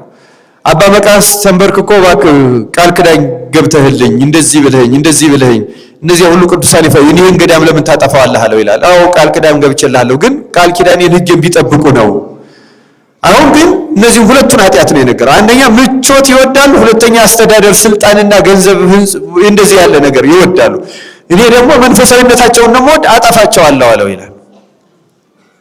እና ማርልኝ ቢለው አልምርልህም አለው ይላል። በኋላ 49 ለባሳያነ መስቀል መጥተው ከጌታ ስር ወድቀው አንተ ለኛ ደምህን እንዳፈሰስክ እኛም ስላንተ ብለን ደማችን አፍሰናል ለዚያ ገዳም እና ስላንተ ብለን ስላፈሰስነው ደም ብለህ እባክህ ይህን ገዳም እና በዚህ ያሉ መነኮሳትን ማራቸው፣ ይቀርባላቸው ብለው ሲለምኑት ስለ 49 ለባሳያነ መስቀል ስለ ሰማዕታት ደም የክርስቶስ በጣም ደማቸውን ስለሚያከብረው ሰማዕታትን እንደ ሰማዕታት በምልጃው ፈጣን የለም ከመቤታችን ቀጥሎ። ስለዚህ ተመልከቱ፣ ስለ እነርሱ ደም ሲል ያን ገዳም ይቀራለው ይላል። ዋናው ጉዳዩ ምንድነው? ገዳማት እንደ ገዳማ አስቄጥስ ያሉት ሁሉ የተፈቱበት ጊዜ አለ። የሚፈቱበት ምክንያት በውስጣዊ ችግር ነው። የውጩ የውስጡን ተከትሎ ረድኤተ እግዚአብሔር ሲርቅ ነው ዱላ ሆኖ የሚመጣው እንጂ ረድኤተ እግዚአብሔር ካልተለየ ማንም ምንም ማድረግ አይችልም። ስለዚህ ክርስቲያኖች መያዝ ያለባችሁ መሰረታዊ ችግራችን ውስጣዊ ነው የሚለው እንድትይዙ እፈልጋለሁ። ቅድሚያ ሁለተኛ አይደለም ውስጣዊ ችግር፣ አንደኛና የመጀመሪያው ችግራችን ውስጣዊ ችግር ነው። እኛ ክርስቲያኖች ካልሆን መንፈሳዊዎች ካልሆን መቆም አንችልም፣ ለቤተ ክርስቲያንም መቆም አንችልም። ውሸት ነው። ክርስቶስ ለኛ ይቆማል፣ ለኛ ሞቷል፣ ለኛ ተሰቅሏል፣ ለኛ ይረዳል እንጂ እኛ ለክርስቶስ አንረዳም። ክርስቲያኖች እኛ ለሰማዕታት አንረዳም። እኛ ለቅድስት ቤተክርስቲያን አንረዳም። ክርስቲያኖች ቅድስት ቤተክርስቲያን ያለችው እኛን የክርስቶስ አምባሳደሮች ለማድረግ እኛን ድልሾች ለማድረግ እኛ እንዲያውም የዚህ ዘመን ፈተና የእኛን ችግር እንድናየው ካልረዳን ያጠፋናል። ይሄን ወቁ። ይሄ ችግር ዋናው ጉዳይ ችግራችን ማየት ስላልቻልን ነው። መንቃት አልቻልንም፣ ሊገባንም አልቻለም። መንፈሳዊ ዓይንም ተሰውሮብን ራሱ ብሽቀታችን ለምን ተበለጥን ነው። ክርስቲያኖች በምንም መንገድ በዚህ ሂሳብና አካሄድ አንድንም ልንገራችሁ። ይህንን ለመናገር እኔ ሌላ ማስረጃ ያስፈልገኛም። የቅዱሳት መጻሕፍት የአበው ታሪክ በሙሉ በቂዎች ናቸው። በመቆርቆር ለማን ነው የምንቆረቆረው? የምንቆረቆረው እኮ ለሰው ድህነት መሆን አለበት። ለሰው ድህነት፣ ለእያንዳንዱ ለሚያሳድዱንም ሁሉ ድህነት፣ ለእነዚያ ሁሉ ድህነት። እኛ እኮ በጥላቻ ነው የምናያቸው። የክርስትና መንፈስ እኮ ጠፍቷል። አንድ ጥቅስ ልጨምር። ሉቃስ ወንጌል ምዕራፍ 9 ላይ ጌታ በሰማርያ ሲያልፍ እንዲህ ሆነ ይላል። ጌታ ወደ መንደሩ ላካቸውና ማደሪያ ፈልጉ አላቸው ይላል። እና ማደሪያ የላካቸው ያዕቆብንና ዮሐንስን ነው። ሄደው ጌታችን መምህሩ መጥቷል ማደሪያ ባካችሁ ሲሉ ሰዎች ሁሉ እምቢ አሉ፣ አናሳድርም አሉ። ይኸው ዘረኝነት ተነስቷል። አይሁድና ሳምራውያን ጠበኞች ናቸው። ጌታን ከአይሁድ ነው የሚቆጥሩት፣ አይሁድም ደግሞ ከሳምራውያን ነው የሚቆጥሩት። በነገራችን ላይ ጌታ አይሁድም ሳምራዊ ነህ አጋንንት እንዳለብህ እናውቃለን ብለውታል። ሳምራውያን ደግሞ አይሁድ ነህ ብለውታል። ሁለቱም እንደዛ ነው የሚሉት። በዚህ ዘመንም እንደዚያ ነው። በነገራችን ላይ ጌታ ሳምራዊ ነህ ሲባልም አይደለውም አላለም፣ አይሁድ ነህ ሲባልም አይደለውም አላለም። ምክንያቱም እሱ የሁሉም ነው፣ የሁሉም ስለሆነ ማለት ነው። እና እነዚያ ሳምራውያን እንደ አይሁድ ቆጥረው አንቀበልህም አሉት ይላል። እና ዮሐንስና ያዕቆብ ተናደው ህብስት አበረከተ፣ ሽባ በተረተረ፣ ዕውር ባበራ፣ ለምጻም ባነጻ፣ ሙት ባስነሳ፣ መልካም ባሰብ ምን አደረገ ጌታ? እንዴት ጌታን ይገፉታል ብለው። አሁን ሰው እንደዚህ ለምን እንገፋለን? ጌታ ራሱ ተገፍቶ የለም እንዴ? ሰው እኮ ሰው ነው፣ በቃ የማያደርገው የለም። እና ዋናው ማንሳት የፈለኩት ግን ይሄን አይደለም። ዮሐንስና ያዕቆብ ሲመለሱ ተናደው ነው የተመለሱት። እና ተናደው አካባቢው የድሮ የአስሩ ነገድ ከተማ ሰማርያ ስለሆነች እና እነ ኢዮርብዓም የነበሩበት ስለነበረና ኤልያስ ታምራ አድርጎበት የለም፣ እሳት አውርዶበት የለም። ያንን ድሮ እነዚህ ሰዎች ድሮም ክፉ ናቸው። እንደዚህ ምን እንለዋለን እኛም አይደለም? ድሮ ኤልያስ እሳት አውርዶ አብስበልቷቸው ነበር። እኛም ከሰማይ እሳት ወርዶ እንዲበላቸው እንዘዝን አሉ ይላል። የተናደደ ሰው እንደዚህ ነው እውነቱ። አሁን ጥያቄ ልጠይቃችሁ። ጌታ ዮሐንስና ያዕቆብን ሲልካቸው ሰዎች ሁሉ እምቢ እንደሚሉ ያውቃል አያውቅም? እስቲ ንገሩ፣ ያውቃል አያውቅም? ወይም ደግ ሰው ካለ ደግሞ በጸሎተ ሐሙስ እንስራ የተሸከመ ሰው ታገኛላችሁ እንዳለው ምልክት ሰጥቶ መላክ ይችላል አይችልም? እንደ ቢታና አህያ እዚህ ቦታ ሄዱ ማለት ይችላል አይችልም? ይችላል። ለምንድን ነው ያላደረገው? እውነታውን እንዲያውቁ ነው። እውነታውን እንዲያውቁ። ይሄ የጦር አሰልጣኞች ወታደሩን ጥይት እየጠቆሱ መድፍ እየጣሉ እንደሚያሰለጥኑት እውነታውን እንዲያውቁ። እውነታው መጠላት ነው ለክርስቲያኖች። ክርስቲያኖች እውነታው መናቅ ነው። እውነታው መሰደድ፣ እውነታው መገፋት ነው። ያ ግን አይጎዳንም። የኛ መንፈስ ግን ያዕቆብና ዮሐንስ እንዳሉት እሳት አውርዶ ማስበላት አይደለም፣ መበቀል አይደለም፣ መጥላት አይደለም፣ መብላት አይደለም። እናንተስ የተዘጋጀላችሁ መንፈስ አታውቁም ነው ያላቸው። አሁን እኛ ክደናል፣ በእውነቱ በዚህ ረገድ ክደናል። ሌላ መንፈስ ውስጥ ነው ያለ ነው። የምንጠላቸው ሰዎች ውስጥ መንፈስ ያለን ብዙ ክርስቲያኖች አለን። በእውነቱ እድል ብናገኝ ከነሱ የምንከፋው ሰዎች አለን። እግዚአብሔር መመለሱን ይስጠን። ብንመለስ ይስተካከላል። ስለ ሚዲያ ጥቂት ነገር ነው የምናገረው። ቅድም በትምህርት መካከል ማሳሰቢያ ጀምሬያለሁ። ለምሳሌ ስለ ሚዲያው ከማውገዛችን በፊት መጀመሪያ መለፍለፍ እናቆም። ምን እናቆም አልኳችሁ? ድፍረት አታርጉብኝ። ሁሉ ቦታ ይወራል። እስቲ በህይወታችሁ ዝም ማለት ልንልመድ። በቀን ውስጥ ምን ያህል ሰዓት ዝም ትላላችሁ? እስኪ አሁን ከሰው ጋር ቁጭ ብላችሁ ሳታወሩ ምን ያህል ጊዜ መቀመጥ ትችላላችሁ? እንዴ ምንም እኮ ቁልጥልጥ ነው ታውቃላችሁ አይደለም? ይሄ እንደዚህ ነው እንደዛ ነው እንትን ነው ማይታይ ምንድነው? መቼስ እንደው እግዚአብሔር ከዚህ በሽታ ይፈውሰን። ክርስትና መጀመሪያ የጸጥታ ሃይማኖት ነው፣ የእርጋታ ሃይማኖት ነው። መልመድ ያለብን ከዚህ ነው መጀመሪያ። እና ጸጥታን የምትወዱ ከሆነ ወደሚቀጥለው ትሸጋገራላችሁ። እና ቤተክርስቲያን ውስጥ አለማውራት ልመዱ። ለምሳሌ ቤተክርስቲያን በተለይ ቤተ መቅደስ ውስጥ ገብታችሁ እስከምትወጡ አለማውራት። እግዚአብሔር እንደዚህ ማድረግን ይርዳ። መለፍለፍ ማቆም፣ ቀስ ብሎ መናገር፣ አለመጮህ። በዚያም እየሄዱ እንደው ዝም ብሎ እንደው መለፍ ወይ ራስ ካሳ ይሉ ምን ይላሉ? እባክህ አፍህ እንደው ብሎ እየተናገረ ካስቸገረህ በጧት ያቆጣሮ ጸሎት ይላሉ። ይሄ በመቁጠሪያ የምንጸልይ የለም እግዚኦ መሐረነ ክርስቶስ ኪርያ ላይ ሰው እንደዚህ ጧት እሳቸው ሁሉም ሰው ይጸልያል ብለው አስበው ነው እንግዲህ መቼም እግዚአብሔር ይርዳን ማለት በዚያ 41 ጊዜ ሲም እግዚኦ አቃቤ ላፉ ሲም እግዚኦ አቃቤ ላፉ ሲም እግዚኦ አቃቤ ላፉ እያልክ 41 ጊዜ ብትጸልይ እንደው ማትወደው መናገር ያቆምልሃል እግዚአብሔር ይላሉ። መለፍለፍን ያቆምልን በእውነቱ። አሁን ሚዲያው ለመለፈለፈ ተላ መጀመሪያኛ መለፍለፍ እናቆም። ተግባራዊ ከሆነ ክርስትና ህይወት መምራት የምንፈልገው። ሁለተኛ ከተቻላችሁ አስወግዱት፣ ቴሌቪዥኑን ምናምኑን አስወግዱት። ካልተቻለ ሶስት የሚዲያ አጠቃቀም ነገሮች ልንገራችሁ። አንደኛ በቀን ውስጥ ምንም ሚዲያ የማይከፈትበት ሰዓት ቤታችሁ ውስጥ መኖራል። እንዴ ቤታችሁ ጸጥ ማለት። አሁን ኢትዮጵያ እኮ ሁካታ ናት። በተለይ እኔ እውነቴን ልንገራችሁ መቼም ከሌሎቹ የወሰድናቸው ብዙ ችግሮች አሉ። አሁን ዝም ብለን እያመጣን የምንጨምራቸው። አሁን ከዚያ ውስጥ አንዱ ምሳሌ ይሄ የምንጠቀምበት ማይክሮፎን ይሄን ብዙ ሰው ለማሰማት የጠቀመንን ያህል ደግሞ ያለ አግባብ የምናደንቁርበት ጊዜ ደግሞ በጣም ብዙ ነው በእውነቱ። እንዴ ዝም ብሎ ከተማው ሁሉ እኮ ጩኸት እኮ ነው፣ ሁካታ እኮ ነው። ቀኖና ቤተክርስቲያን ጋር ይሄዳል አይሄድም፣ ሌላው ቀርቶ ማይክሮፎን የት ላይ ነው የሚቀመጠው? ምንም ያልተመከረበት ነው በእኛ ቤተክርስቲያን። መስጊድ ጫፍ ሲሰቅሉ ታየን፣ እኛ ቤተክርስቲያን ጉልላት ላይ ሰቀል ነው በእውነቱ። እንዴት ያሳዝናል በእውነቱ። ጻኡ ንጉሠ ክርስቲያን ይላል። ንጉሠ ክርስቲያን የሆናችሁ ፍሬ ቅዳሴ እንዳትሰሙ አውጡ ይላል። ግን በማይክሮፎን ለከተማ ሁሉ እናሰማዋለን። ደግሞ ምንም ስርዓት ምንም የለንም በእውነቱ። ያልታረቀ ነው፣ ዝም ብለን ነው። ምክንያቱም የሌሎቹ ጩኸት የበለጠን ስለመሰለን ነው። ጥቅምን አይደለም ያየነው፣ ግን መጫጫ ነው። ዝም ብሎ ምንም ጥቅም የሌለው ጩኸት በጣም የተቀደሰ ነው። ያ ከዚያች ውስጥ መውጣት የሌለበት ነገር ነው። አሁን ጭራሽ ደግሞ በዘመናዊ ሚዲያ እየቀረጹን ሁሉ ማውጣት ጀመር። ቅዳሴው ሁሉ ሰዎች ሲቆርቡ ሁሉ ጭራሽ ደግሞ እንደው የባሰ ደግሞ እዚያ ግብጽ ስናይ እና አባታችን ጋራ የድሮ ቤተ መቅደሶች ከመቅደሱ ግራና ቀኝ መስኮት አላቸው፣ ማቆረቢያ። ከመቅደሱ የማይወጡም ነበረ የጥንቶቹ ማለት ነው። በዚህች አንድ መስኮት አለ። በመስኮቱ ካህኑ እጁን ብቅ አድርጎ ነበር የሚያቀርበው።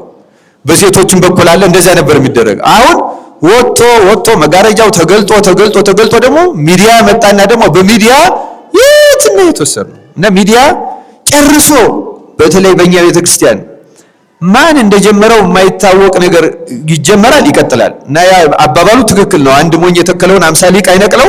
ምንም አሁን ሲኖዶስ ማቆም አይችልም ቢፈልግ ይመስላል እንደዛ። በእውነቱ ትምህርትና እውቀት ግን ሊያስተካክለው ይችላል።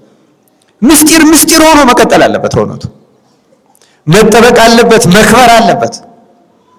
እና ዋናው ጉዳይ እኔ ተግባራዊ ነው። መጀመሪያ መለፍለፍን ንግግርን ማቆም፣ ሁለተኛ ቤታችሁ ውስጥ በቀን የተወሰነ ሰዓት ሲሆን ረዘም ያለ ጊዜ ማንም ቢል ሚዲያ የማይከፈትበት ሰዓት። አሁን ሚዲያ የሚያስፈልግበት አስገዳጅ ምክንያት አለ። በከተማ ያኗኗር በከተማ በአገር አደጋ ቢኖር ሰው የግድ በሚዲያ ነው የሚሰማው። እንደውም እዚህ አሜሪካን ሀገር ባለፈው ሂጄ ቴሌቪዥኖች ሁሉ በአንዳንድ ምክንያት ቢቆሙ ብለው ሬዲዮ የተሻለ ስለሆነ ሬዲዮ የገዙ ሰዎች አየሁኝ አሜሪካ ውስጥ ማለት ነው። ምክንያቱም በሌላ መንገድ ሰው አይሰማም። ስለዚህ መሰረታዊ መረጃ መስማት ሊያስፈልግ ይችላል። ዜና መስማት ሊያስፈልግ ይችላል። ጨርሶ በጣም ኋላ ቀር መሆንም ሊያስፈልግ ይችላል። አንዳንድ አስፈላጊ ነገሮች ሊኖሩ ይችላሉ። አሁን ዜናው ችግሩ ማዕት መሆኑ እንደተጠበቀው ነው። አብዛኛው ሰዓት ግን በተለይ ልጆች ቤት ውስጥ ባሉበት የማታው ሰዓት ሚዲያ አለመክፋት በጣም የተመከረ ነው። ጥሩ ቤተሰብ ቅድም አባታችን ስለ ቤተሰብ አሳድገዋል። ያሁኑ ልጅ እያሳደገ ያለው ሚዲያ ነው። በነገራችን ላይ እንዲያው የአረብ ቻናል የሚያዩ ልጆች እኮ አሁን አረብኛ አቀላጥፈው ሁሉ የሚናገሩ አሉ፣ ቋንቋውን ምናምን ማለት ነው። እና ሚዲያ በጣም ዋና መሳሪያ ነው። ስለዚህ እኔ የምናገረው ሚዲያን ካስፈላጊው ነገር በቀር ማስወገድ። አሁን አሜሪካም ውስጥ እኔም እንዳቅሜ ዞር ያለው አውሮፓ ውስጥ አሁን በጣም ብዙ ቤተሰብ ልጅ የሚያሳድግ በጣም ንቁ የሆነ ቤተሰብ ቴሌቪዥን 100% ማያይ ቤተሰብ በጣም ብዙ ነው። ምንም አይነት ነገር የማይከፍት ማለት ነው። እንደውም የሌላቸው ሁሉ አሉ። የሌላቸው መሰረታዊ መረጃቸውን አሁን በስልክ በቀላሉ ስለሚያገኙ እዛ ይሰማሉ። ልጆቻቸው ስልክ የሚሰጡበት እድሜ የታወቀ ነው። ሲሰጡ ደግሞ አፖች አሏቸው፣ ኮንትሮል ያደርጋሉ። ምን ያያሉ ምን አያዩ የሚለው ሁሉ። ምክንያቱም ወላጁ መዛ ንቃት አለው፣ ልጆቹ የሚያዩትን ይቆጣጠራል። ማንም ልጁን ነፃ ሚዲያ እንደሚያደርግ ንቁ ወላጅ የለም። እውነቱ ሞኝ ግን ያደርጋል ዝም ብሎ። እና ክርስቲያኖች ጸጥታ ቤታዊ በተለይ ከመኝታ በፊት ያለውን ሰዓት ከሚዲያ ነፃ መውጣት መቻል ቢቻል ከመኝታ በፊት ከሶስት ነገሮች ማንበብ፣ አንደኛ ከወንጌል፣ ሁለተኛ ከዳዊት መዝሙር፣ ሶስተኛ ከቅዱሳን አበው ታሪክ ከመጻሕፍተ መነኮሳት ሊሆን ይችላል፣ ከስንክሳር ሊሆን ይችላል። የቅዱሳን ታሪኮች የሚናገሩ ምክሮች፣ ምዕዳኖች ልክ አሁን ቅድም እንደተነሳው አባታችን እንደተረጉት እንደ መጽሐፈ ወግሪስ ያሉት እንደ ሌሎቹም ከዚህ ጋር የተገናኙት ከነዚህ ከሶስቱ አንብቦ የራሱን ውሎ ፈትሾ በስራው ያጓደለውን ያበላሸውን አውቆ የተናገረውን የለፈለፈውን የሰማውን የፈረደውን የተቸውን አስቦ ተጸጽቶ ጸሎት አድርጎ መደበኛ ጸሎት አድርጎ ከዚያ በኋላ ደግሞ ሲተኛ ምን አልጋ ላይ ለራሱ እንደገባ ይችላል። አንዳንድ ሰው በቃሉ አንዳንድ ዳዊት ይዞ አንዳንድ መዝሙረ ዳዊት ወይም አንዳንድ አጫጭር ጸሎት ያንንም ያልቻላቸው አንዲት ቃል እኮ ነው። ጌታዬ ይቅር በለኝ ይቅር በለኝ። እንዲሁ ሌላ አሁን እቺ ይቅር በለኝ የሚያቅተው ሰው አለ? ይቅር በለኝን 41 ጊዜ እያላችሁ እንቅልፍ ቢወስዳችሁ ሰላም ታገኛላችሁ ክርስቲያኖች።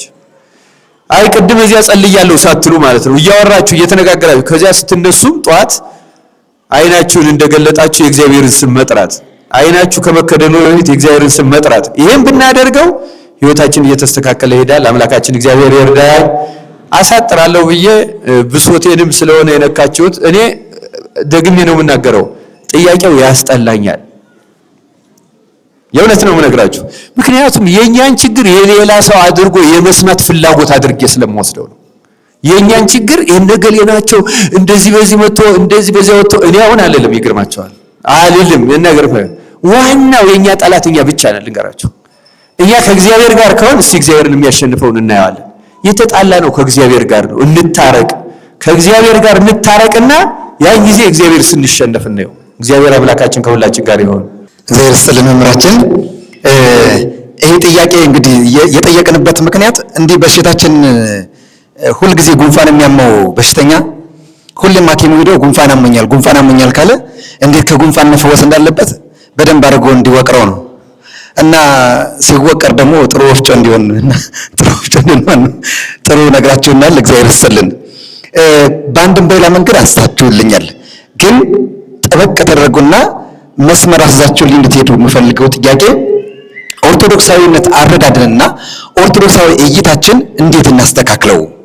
በተለይ ደግሞ ኦርቶዶክሳዊ ቤተሰብ እንዴት እንመስርት? ኦርቶዶክሳዊ ማህበረሰብ እንዲያድግ ምን አይነት ኦርቶዶክሳዊ አካሄድን እንከተል? ከቅድም መምህረ ንስሐ ጋር ያለን ግንኙነት፣ ንስሐ አባት ከንስሐ ልጁ ጋር ሊኖረው የሚኖረው ግንኙነት፣ ንስሐ ልጁ ከንስሐ አባቱ ጋር ሊኖረው የሚችለው ግንኙነት ምን ሊሆን ነው የሚገባው?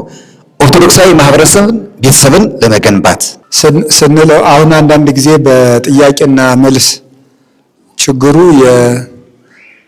ጠያቂው በጥያቄው እያሰበውን ነገር ማወቅ በጣም ከባድ ነውና እኔ ቅድም መልሱን ጨርሻለሁ ብዬ ነበረ። ደግሞ ሌላ ጉድ መልሶ ማለት ነውና ያለኝን ሁሉ ቅድም ተናግሬያለሁ እኔ በበኩሌ ማለት ነው።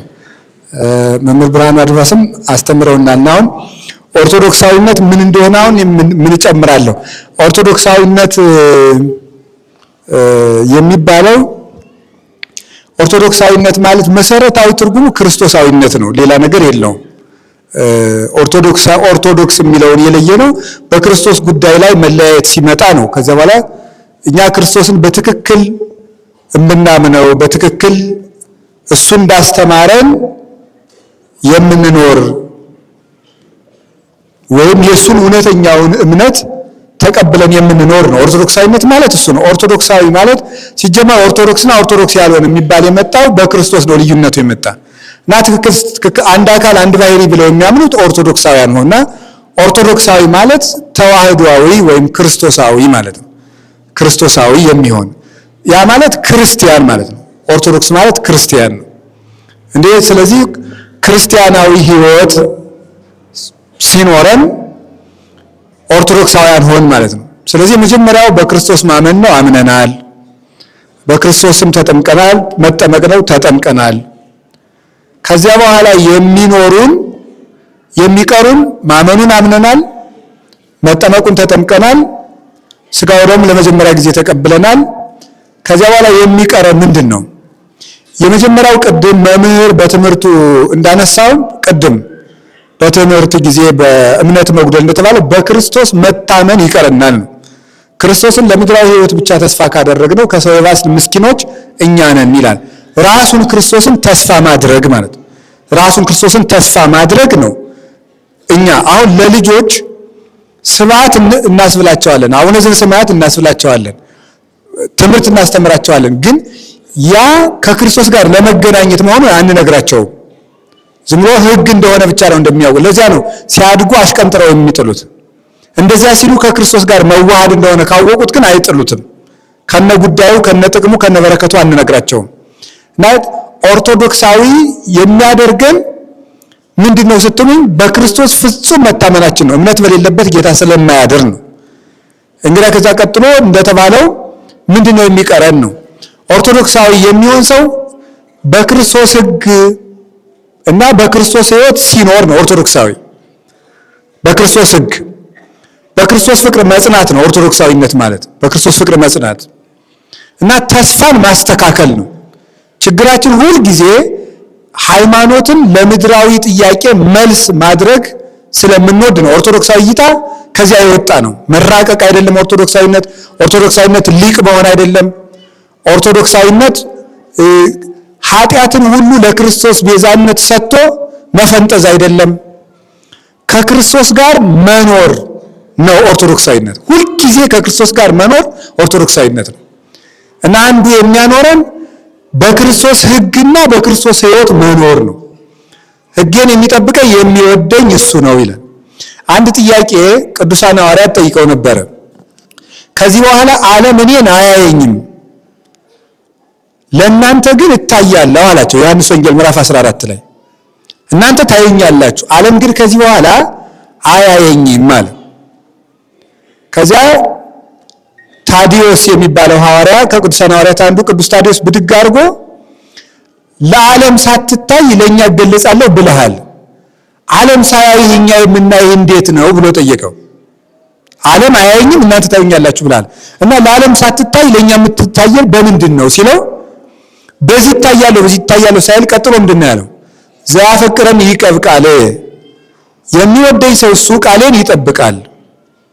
ዘያዕቅብ ቃሌ ውእቱ ዘያፈቅረኒ፣ ቃሌን የሚወደኝ ሰው የሚጠብቀኝ እሱ ነው። እንዲህ ያለው ሰው ያፈቅሮ አቡየ፣ አባቴ ይወደዋል። ወአነ አርአዮ ርእሴ፣ መሰረታዊ ትምህርት ነው። ምናልባት ምን ያህል እንደምትረዱት ባላውቅም እኔም ራሴን እገልጥለታለሁ። አነ ወአብ ንመጽእ ኀቤሁ ወንገብር ምዕራፈ ውስቴቱ፣ እኔም አባቴ መተን እናድርበታለን አለ። እንግዲህ እግዚአብሔር ሰዎች አያችሁ፣ ዓለም አያየኝም እናንተ ታዩኛላችሁ አላቸው። ኦርቶዶክሳዊ ማለት እግዚአብሔርን የሚያይ ነው። እግዚአብሔርን የሚያየው በምንድን ነው? ኦርቶዶክሳዊ እይታ ነበር የተጠየቁት። እግዚአብሔርን ሐዋርያት አንተን የምናይ በምንድን ነው ብለው ሲጠይቁት ሕጌን የሚጠብቅ ሰው በሕጌ በኩል ራሴን እገልጥለታለሁ ብሏል። ስለዚህ ሰው ክርስቶስን የሚያየው በሕጉ በወንጌል በኩል ነው። በወንጌል ሰው ክርስቶስን ያየዋል። ሕጉን የሚጠብቅ ሰው እግዚአብሔርን ማየት ይችላል። አንዱ ክርስቶስን የምናይበት መንገድ እሱ ነው እንጂ ሌላ ነገር አይደለም። ሁለተኛው ደግሞ የጌታችን የኢየሱስ ክርስቶስን ሕይወቱን ተከትሎ መኖር እና ሕገ ክርስቶስና ሕይወተ ክርስቶስ ናቸው ኦርቶዶክሳዊ የሚያሰኝን። ሌላው ዓለም አሁን የምዕራቡ ቴዎሎጂ የሚባለው ምንድነው የሚናገረው? ስለ ክርስቶስ መራቀቅ፣ ጠበቃ መሆን፣ ማጥናት፣ በቃ እንደዚያ መሆን የሚያል ፍቅር ምንድነው ቢሉ ለያይቶ አለመውደድ፣ ወዶ አለመጥላት፣ ይወዱኝ ብሎ አለመውደድ፣ ከታረቁ በኋላ ቂም አለመያዝ፣ እነዚህ ፍቅር ናቸው ነው። ለይቶ አለመውደድ፣ ይወዱኝ ብሎ አለመውደድ፣ ወዶ አለመጥላት፣ ወረተኛ አንድ ሰሞን ከአንዱ ጋር ጓደኛ፣ ሌላ ጊዜ ደግሞ ከአንዱ ጋር ትናንት የተሆነው የትናንት ወዳጃችን ትተን ሌላ መመስረት፣ ወዶ መጥላት፣ ለያይቶ መውደድ፣ ይወዱኝ ብሎ መውደድ፣ ታርቆ ቂም መያዝ፣ እንዲህ ያሉ ፍቅር አይባልም። እና ገሌ ጠላኝ ሊሆን እያሉ መታወክ።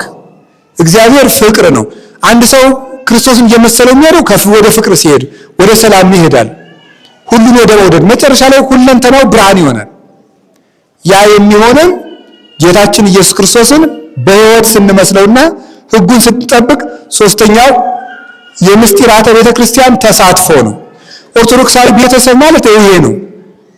ቤተሰቡ እንደዚህ በእነዚህ ሶስት ነገሮች ሲኖር ኦርቶዶክሳዊ ኑሮ እየኖረ ነው ማለት ነው። ሕጉ ይነበባል፣ ይጠበቃል። መምህራን ያስተምራሉ፣ በቤት መምህራን ንስሐ ይመጣሉ፣ ሕጉን ያስተምራሉ። ቤተሰቡ ሕጉን ይኖራል። የእግዚአብሔርን ሕግ የክርስቶስን ሕይወት ይለማመዳሉ። ርኅሩህ እንደሆነ ይራራሉ። አሁን እኮ ቅዱስ ጴጥሮስ ሮም ከተማ ሲደርስ ምስጢረ ሥላሴ ማለት እንዲህ ማለት ነው፣ ክርስቶስ ማለት እንዲህ ማለት ነው የሚል ስብከት አይደለም የሰበከ። ጴጥሮስ ሮም ሲደርስ የሰበካት ስብከት ለሰው የሚያዝኑ ሰዎች ብፁዓን ናቸው የሚል ስብከት ነው የሰበከ። ለሰው የሚራሩ ሰዎች ብፁዓን ናቸው፣ ለእነሱም ይራሩላቸዋል የሚለውን የተናገረ። ርኅራኄ ምንድን ነው? ያን ርኅራኄ እንደምናገኘው እንዴት ነው ብሎ ሲነግራቸው የሚራራ አምላክ አለ፣ እሱ ሰው ሆኖ ሙቷል ብሎ በዚህች ስብከት ነው ወደ ክርስቶስ የወሰዳቸው እንጂ ሥላሴ ማለት ሃይማኖት ማለት የሚል ትምህርት አልሰጣቸው።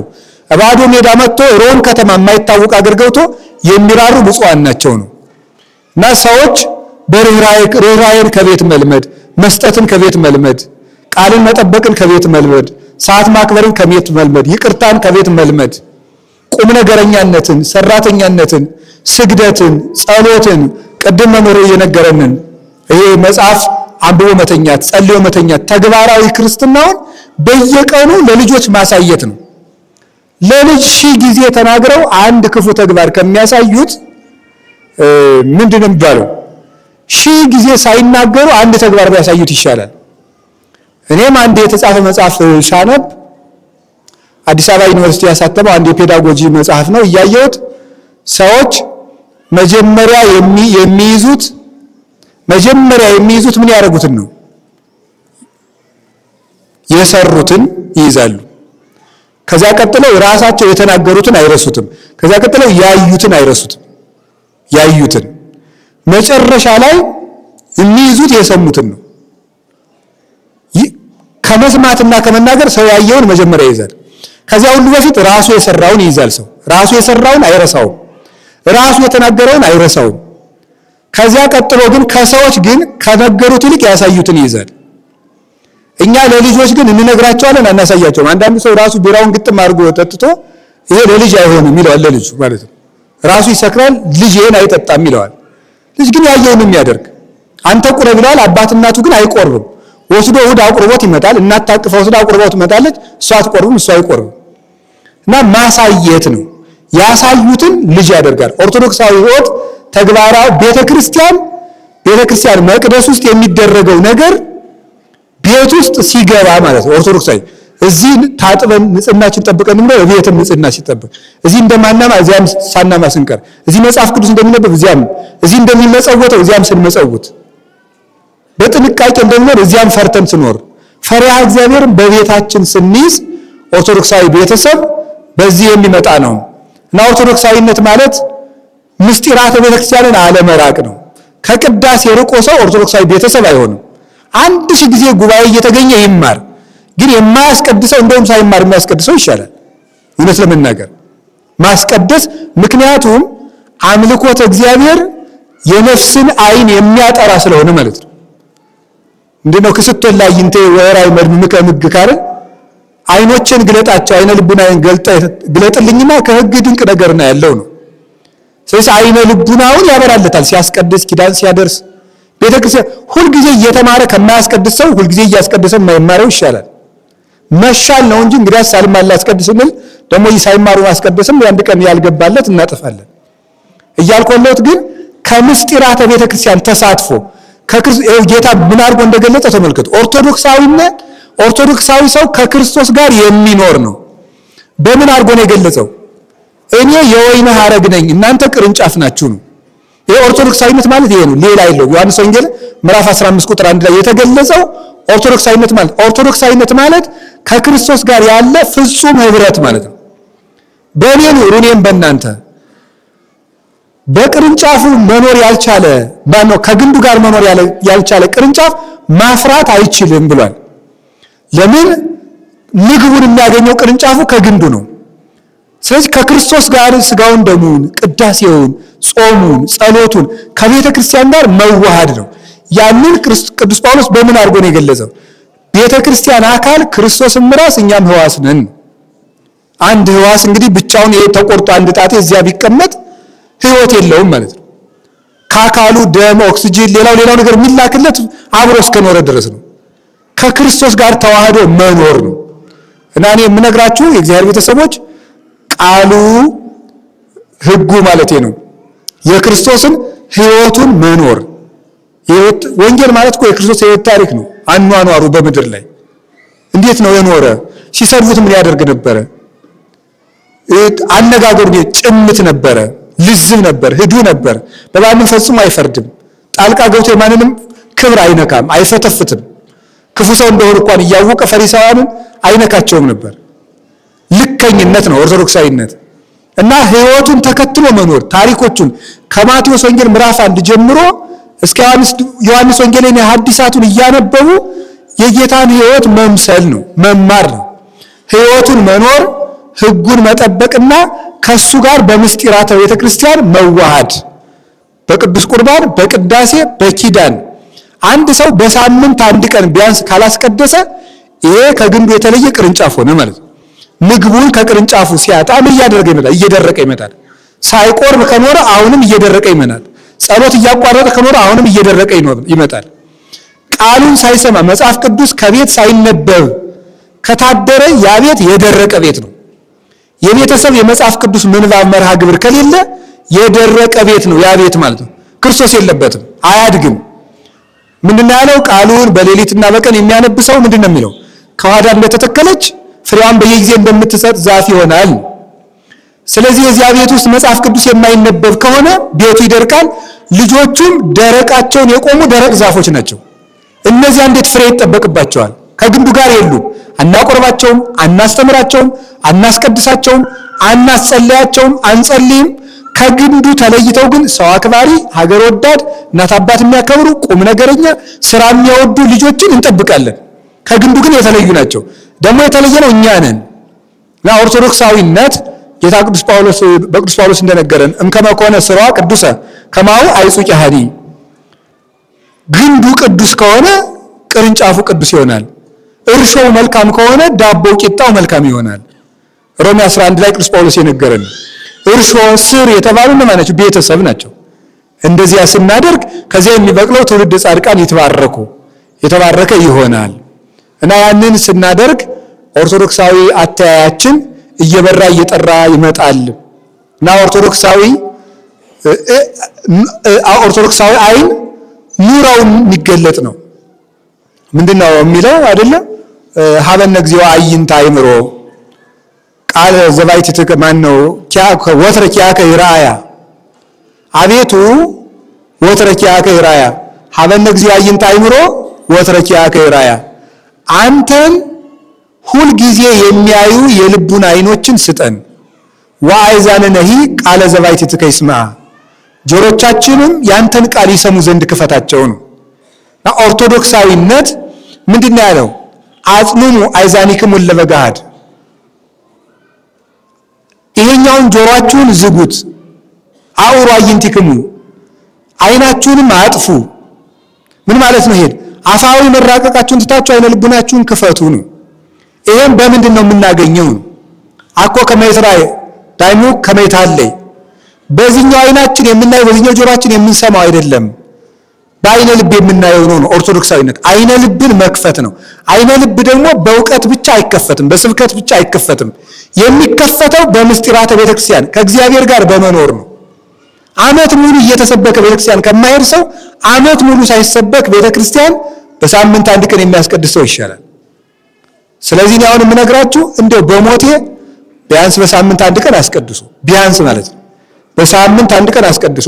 አሁን እንደው ሌትዶም ለማስቀደስ ችግር እየሆነ ነው አሉ። እንግዲህ ችግሩን በስቷል። ባይሆንም እንደው በቃ በፀሐይ ሲወጣም ቢሆን መታችሁ አስረፍዱ። ግን ቢያንስ ውሎ ቅዳሴም ሲሆን ገብታችሁ ውስጥ ማስቀደስ እንልመድ። በአፋ መቅረት ውጭ መቅረት የለብንም። እና በጣም ቅዝቅዝ ያለው ከእግዚአብሔር ጋር መኖራቸው እና እነዚህ እኔ ማጠቃለያዬ ቃሉን እና የጌታችን ሕይወቱን መጨረሻ ላይ የምስጢራት ቤተክርስቲያን ተሳትፎ ላይ እንደ ቤተሰብ ትኩረት ቢደረግ፣ በቀን አንዳንድ ምዕራፍ መጽሐፍ ቅዱስ ከቤት ቢነበብ የጋራ ማለት ነው። የጋራ ዛሬ ሰኞ ባል ካነበበ ማክሰኞ ሚስት፣ ረቡዕ ደግሞ ትልቅየው ልጅ፣ ሐሙስ ደግሞ አንዱ እየተባለ አንዳንድ መጽሐፍ ቅዱስ ይነበባል። ያንን መጽሐፍ ቅዱስ ጥያቄዎች ካሉን ጥያቄዎቻችን በማስታወሻ ይዘን በወር አንድ ጊዜ ደግሞ የንስሐ አባታችን እየጠራን በዚህ ወር ውስጥ መጽሐፍ ቅዱስ አንብበን የተነሱብን ጥያቄዎች ናቸው ብሎ ቢቀርብ በዚህ መልኩ እየጠራን እንሄዳለን ለማለት ሞክራለሁ። በእኔ በኩል ይበቃኛል። እግዚአብሔር ይስጥልኝ። እግዚአብሔር የልቡናችንን ዓይን ያብራልን። ከተመሰረተ ወደ ማህበረሰብ ያድጋል፣ ኦርቶዶክሳዊ ማህበረሰብ። ከዛ በዚህ ሱታፌ ውስጥ የካህናት ድርሻ እና ሚናቸው ላቅ ያለ ነው። አንዳንዶቹ ይላሉ ጠያቂዎች ካህናት ለልጆቻቸው ፈተና የሚሆኑባቸው አሉ። አንዳንዶቹ ልጆች ደግሞ ለአባቶቻቸው ለካህናት ፈተና የሚሆኑ አሉ። ይህን አሳርቀን ኦርቶዶክሳዊ ማህበረሰብስ እንዴት ነው መስራት የሚቻለው? እሺ፣ እግዚአብሔር ይስጥልኝ። መልሱ ተመልሷል። ያው መቼም እንድንረዳው መደጋገሙ ያስፈልጋል ተብሎ ይመስለኛል እንጂ ከተነገረው ውጪ አዲስ ነገር እኔ የምናገረው ነገር የለኝም። የተመለሰ መልስ ነው። በጣም መሰረታዊ ነገሮች ናቸው አባታችን የነገሩን። እግዚአብሔር በህሊናችን ይጻፍልን ይቅረጽልን። ሁለተኛውን ጥያቄ ያስደስተኛል ብል ሳይሻል አይቀርም መሰል አይደለም። በተለይ ለአባታችን የጠየቀውን ጥያቄ ማለት ነው። ለምንድን ነው ያስደስተኛል የምለው?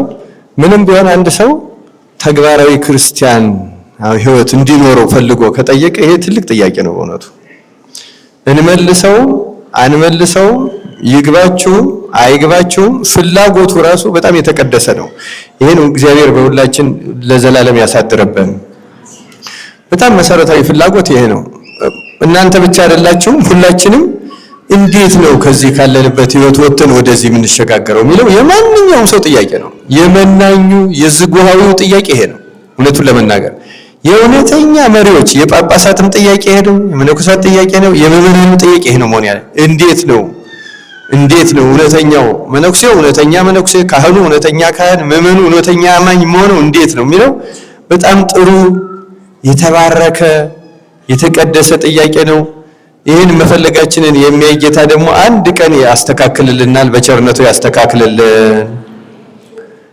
አባታችን መቼም እንግዲህ ሁሌም የሚያስተምሩት ሌሎቹም ሊቃውንት ጭምር የሚያስተምሩት ይህንኑ ነው። ተግባራዊ ክርስቲያን ሌላ እኮ ትምህርት የለም። የትምህርቱ ዓላማ በሙሉ ይሄ ነው። ክርስቲያኖች በደንብ አስተውለን እና የማንኛችንም ጥያቄ ነው ይሄ። እንዴት ነው የምንለወጠው? እንዴት ነው እንደዚህ ያለ ነገር? አሁን ፈተና ለኔ የተጠየቀኝ ካህኑ ለምዕመኑ፣ ከካህናት መካከል ለምዕመናን ፈተና የሚሆኑ አሉ፣ ደግሞ ከምዕመናንም መካከል ለካህናት ፈተና የሚሆኑ አሉ የሚል ነው እና ይሄን ሁሉ እየፈታን እንዴት እንሄዳለን የሚል ነው። አንደኛው እንደው መቼስ እንድናውቀው የምፈልገው ትንሽ አባታችን ያሉትን በሌላ መንገድ ነው የምገልጸው እንጂ ያንኑ ነው የምደግመው። ለኔ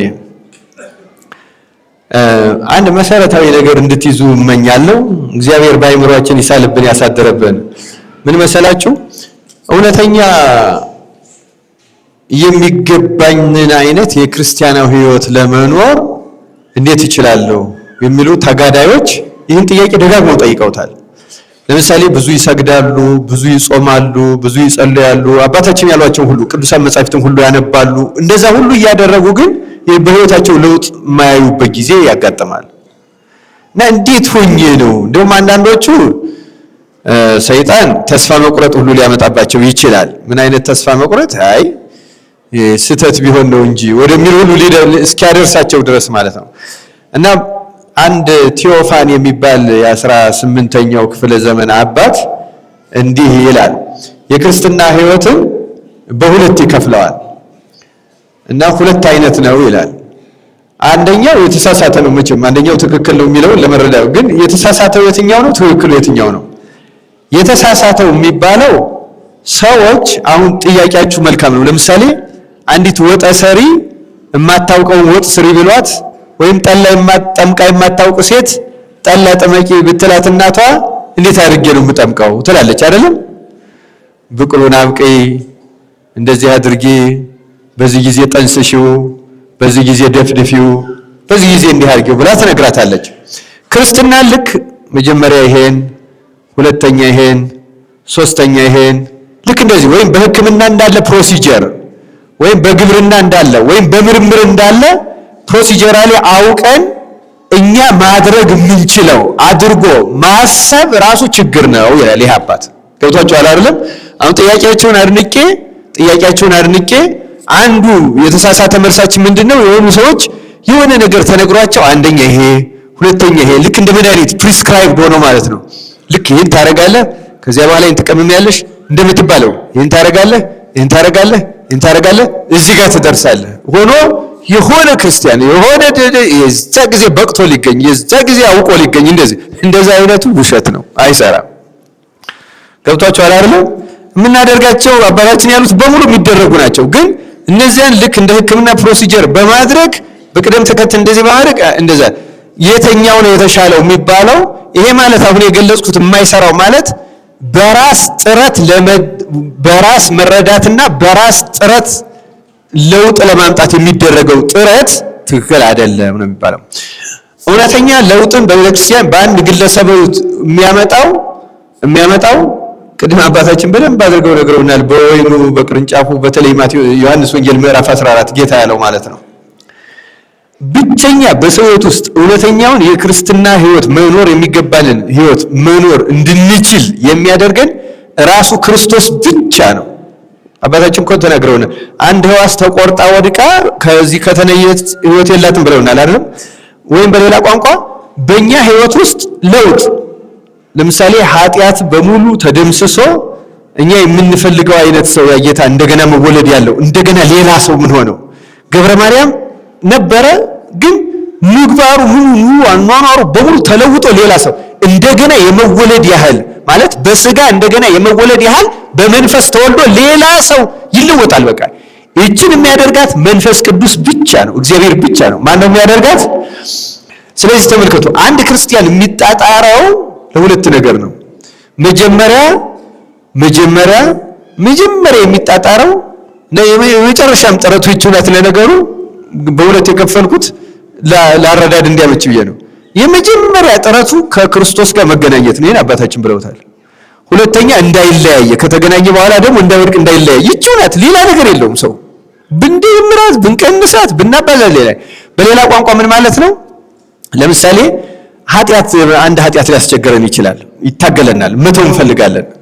በእርግጠኝነት የምነግራችሁ በራሳችሁ ጥረት ያንን ኃጢአት ማሸነፍ አትችሉም። ይህ የተረጋገጠ ነገር ነው።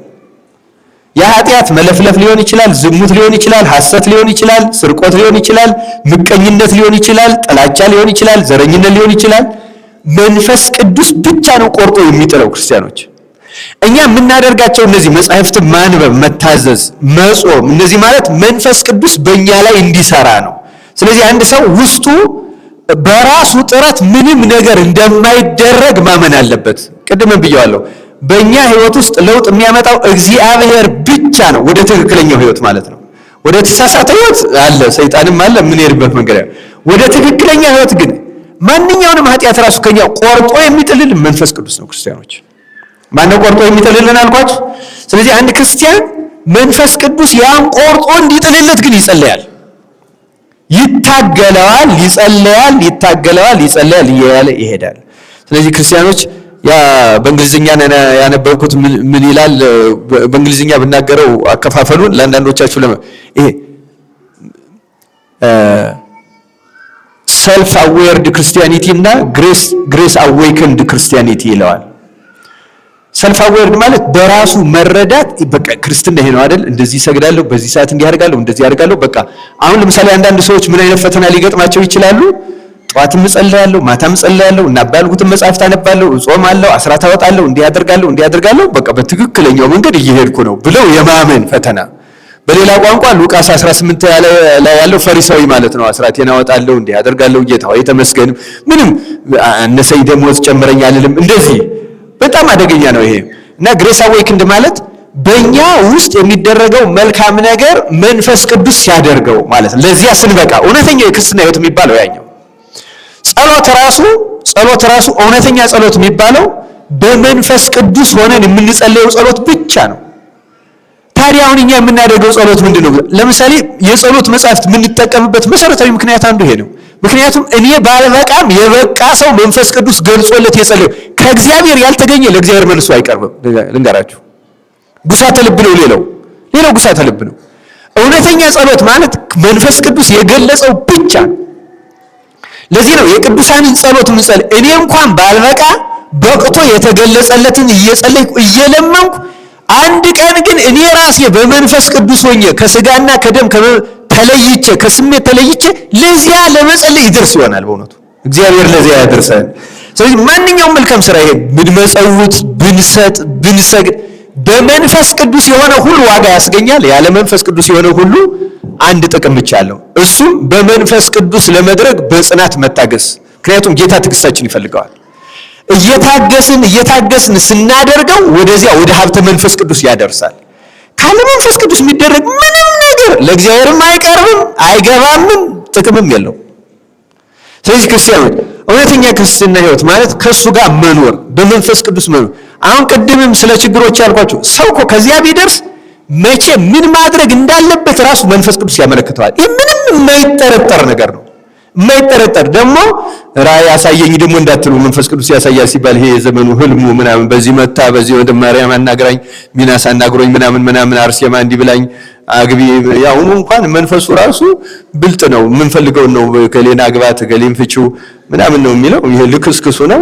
እግዚአብሔር ከዚህም እንደው ያላቀን በእውነቱ እግዚአብሔር መንፈስ ቅዱስ እንደዚህ አሁን ስለ ትዳራቸው አያስብም እያልኳቸው አይደለም፣ ግን እንደዛ የኛን ፍላጎት እግዚአብሔር እንዲያሟላ እንደሱ አይደለም። ክርስቲያኖች እግዚአብሔር የፈቀደውን የመኖር ፍላጎት ካለን ራሱ አይምሮአችን እኔ አሁን የአይምሮ ስሪት መስተካከል ቅድም ኦርቶዶክሳዊ መረዳት ተብሏል። ኦርቶዶክሳዊ መረዳት ክርስቶሳዊነት ማለት ሌላ አይደለም። ክርስቶሳዊነት ማለት ምን ማለት? ስለ ክርስቶስ ማወቅ መራቀቅ አለ። ክርስቶስ በእኔ ውስጥ ሆኖ ሲናገር ማድመጥ። እንዴ ዮሐንስ 14 ቅድም አባታችን ያሉት እኮ ይኸው እንዴት ነው የምናይህ? እስቲ እንዴት ነው የምናይህ አለ። እንዴ መጥቼ በውስጥህ አድራለሁ ነው እንጂ በጣራ ላይ ይገለጥልሃለሁ፣ በህልምህ ታየኛለህ፣ በዚህ እወጣለሁ ምን የሚባል የለም። ክርስቶስን የምናየው ከውስጥ ነው። ከየት ነው የምናየው? እውነተኛ ክርስቲያን ስንሆን ከውስጥ ነው የምናየው። ክርስቲያኖች ልንገራችሁ፣ በምንም መንገድ ይህ የተረጋገጠ ነገር ነው። ስለዚህ ደጋግሜ እንድትረዱት የምፈልገው እንዴት መንፈስ ቅዱስ በእኔ ይሰራል፣ እንዴት በመንፈስ ቅዱስ እጸልያለሁ፣ እንዴት በመንፈስ ቅዱስ ሆኜ እጾማለሁ፣ እንዴት እና ይሄ ከፕሮቴስታንቱ መንፈስ እግዚአብሔር በቸርነቱ ይጠብቀን ሁላችንንም በዚህ ሰበብ እንዳንስት ማለት ነው። እንታገላለን፣ ተስፋ አንቆርጥም። እግዚአብሔር ትዕግስታችን ያያል። በተመስጦ ለመጸለይ እንሞክራለን። ማርዘምም አይደለም፣ እውነት ለመናገር ዝም ብሎ 3 ሰዓት መገተር አይደለም። 5 ደቂቃ ከልብ ከሆነች ትበቃለች። መጀመሪያ ጥራት ላይ ነው ማተኮር፣ ምንጸልየው ላይ ልቡናችን ለመሰብሰብ አይምሮአችን ለመሰብሰብ ምናነበውን ለማስተዋል እንዲሁ አደረጉ ለመባል እንደሱ የምታደርጉ ከሆነ በጣም ቀላል ነው። ክርስቲያኖች በጣም ቀላል ነው። እግዚአብሔር ለዚያ ያብቃን። ስለ ካህንና ምናምን ያነሳችሁት እኔ ሌላ አልናገርም። አንደኛ እስከ ዕለተ ምጽአት የሚያጠፋ ካህን ይኖራል። ይሄን ማስወገድ አይቻልም። እየሰማችሁ ነው አይደለም? ይሄ በዚህ ምክንያት ደግሞ ሰይጣን ካህናትን የመጥላት የመተቸት የመናቅ የመስደብ መንፈስ እንዳይመጣባችሁ ጠንክራችሁ ጸልዩ። እግዚአብሔር ከዚህ መንፈስ ይጠብቀን። ክህነት እሳትና ክርስቲያኖች ተጠንቀቁ። ግን ከእግዚአብሔር ያልሆኑ ካህናት አሉ ይላል ዮሐንስ አፈወርቅ። ቅዱስ ዮሐንስ አፈወርቅ አንድ ድርሰቱ ላይ ምንድነው የሚለው? እግዚአብሔር በሁሉም ካህናት ይሰራል፣ ሁሉም ግን ከእግዚአብሔር አይደሉም የሚል አባባል አለው። ተመልከቱ፣ ስልጣናቸው ይጠቅማል፣ ግን ከእግዚአብሔር ላይ ሆኑ ይችላሉ። እነሱ በኋላ አላውቃችሁም እውነት እላችኋለሁ እናንተ አመፀኞች ከሚላቸው የሚቆጠሩ ካህናት ይኖራሉ።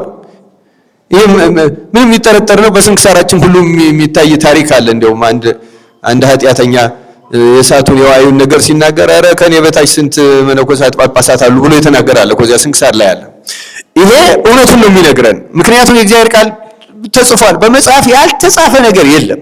ስንክሳራችን ላይ ብቻ አይደለም። ይሄ የገዳም አበምኔት ለአበምኔትነት የበቃ በቅድስናው ምናምን በሰው የሚነገርለት ግን በጣም ክፉ ኃጢአተኛ ሆኖ የተገኘ ነፍሱን ለማዳን እንኳን አባለትጹን የሚባል ጻድቅ 30 ዓመት ባህር ውስጥ ገብቶ ተጋድሎለት እንኳን በእውነቱ ከሲኦል ወጥቷል። ግን እንዳልተፈጠረችውና ነው እንጂ እንድትጠፋ ያደረገው ወደ ገነት ያላስገባው የገዳም አበምኔትም ነበር ይላል መጽሐፋችን። ይሄን እስከ ዕለተ ምጽአት ማስወገድ አይቻልም። መፍትሄው ምንድነው? መፍትሄው ክርስቲያኖች እኛ ክርስቲያን መሆን ነው። ሌላ ነገር እኮ የለም እንጂ እንደዚህ ገሌን አባረልኝ ገሌ ውጣ ገሌ ይግባ የማይሆን ነገር ነው ክርስቲያኖች። እኛ ክርስቲያን ከሆን በነገራችን ላይ እኛ ክርስቲያን ከሆን የሚያሰናክላችሁን የምታልፉበትን ነገር እግዚአብሔር ያመለክታችኋል። በነገራችን ላይ ሳትጸየፉት ሳትጠሉት የአንዲት ሴት ታሪክ ልንገራችሁ። እዚህ ዜና አበው ላይ ያለ ይችን ተናግሬ እጨርሳለሁ።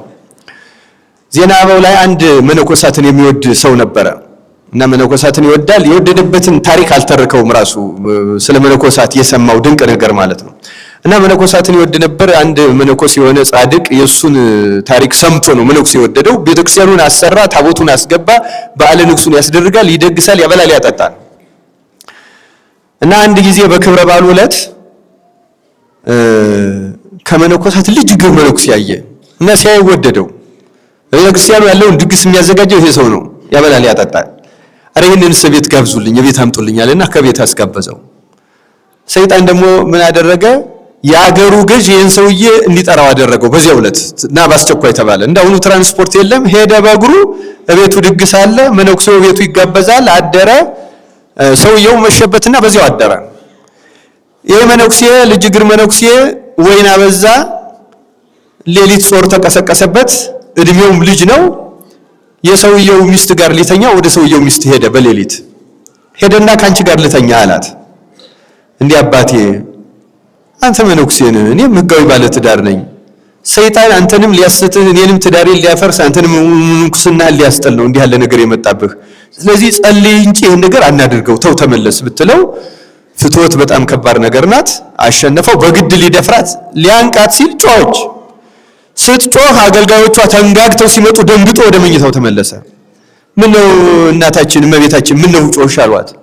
ኧረ እኔስ የጮህኩ ይሄ መነኩሴ ሲጸልይ የብርሃን አምድ ከላይ ተተክሎ እስከ ታች ተዘርግቶ አይቼ ደንግጬ ነው አለቻች። ይገርማቸዋል። ደንግጬ ነው አለች። በስመ አብ አባታችን ለካ እንደዚህ የበቃ ነው ብለው ሄደው ሰገዱለት። በረከት ይደርብን አሉት። እሷ እንዳለችው አይደለም፣ እኔ ስጸልይ የብርሃን አምድ አልተዘረጋም፣ እኔ ኃጢአተኛ ነኝ ተውኝ አለ ያ መነኩሴ።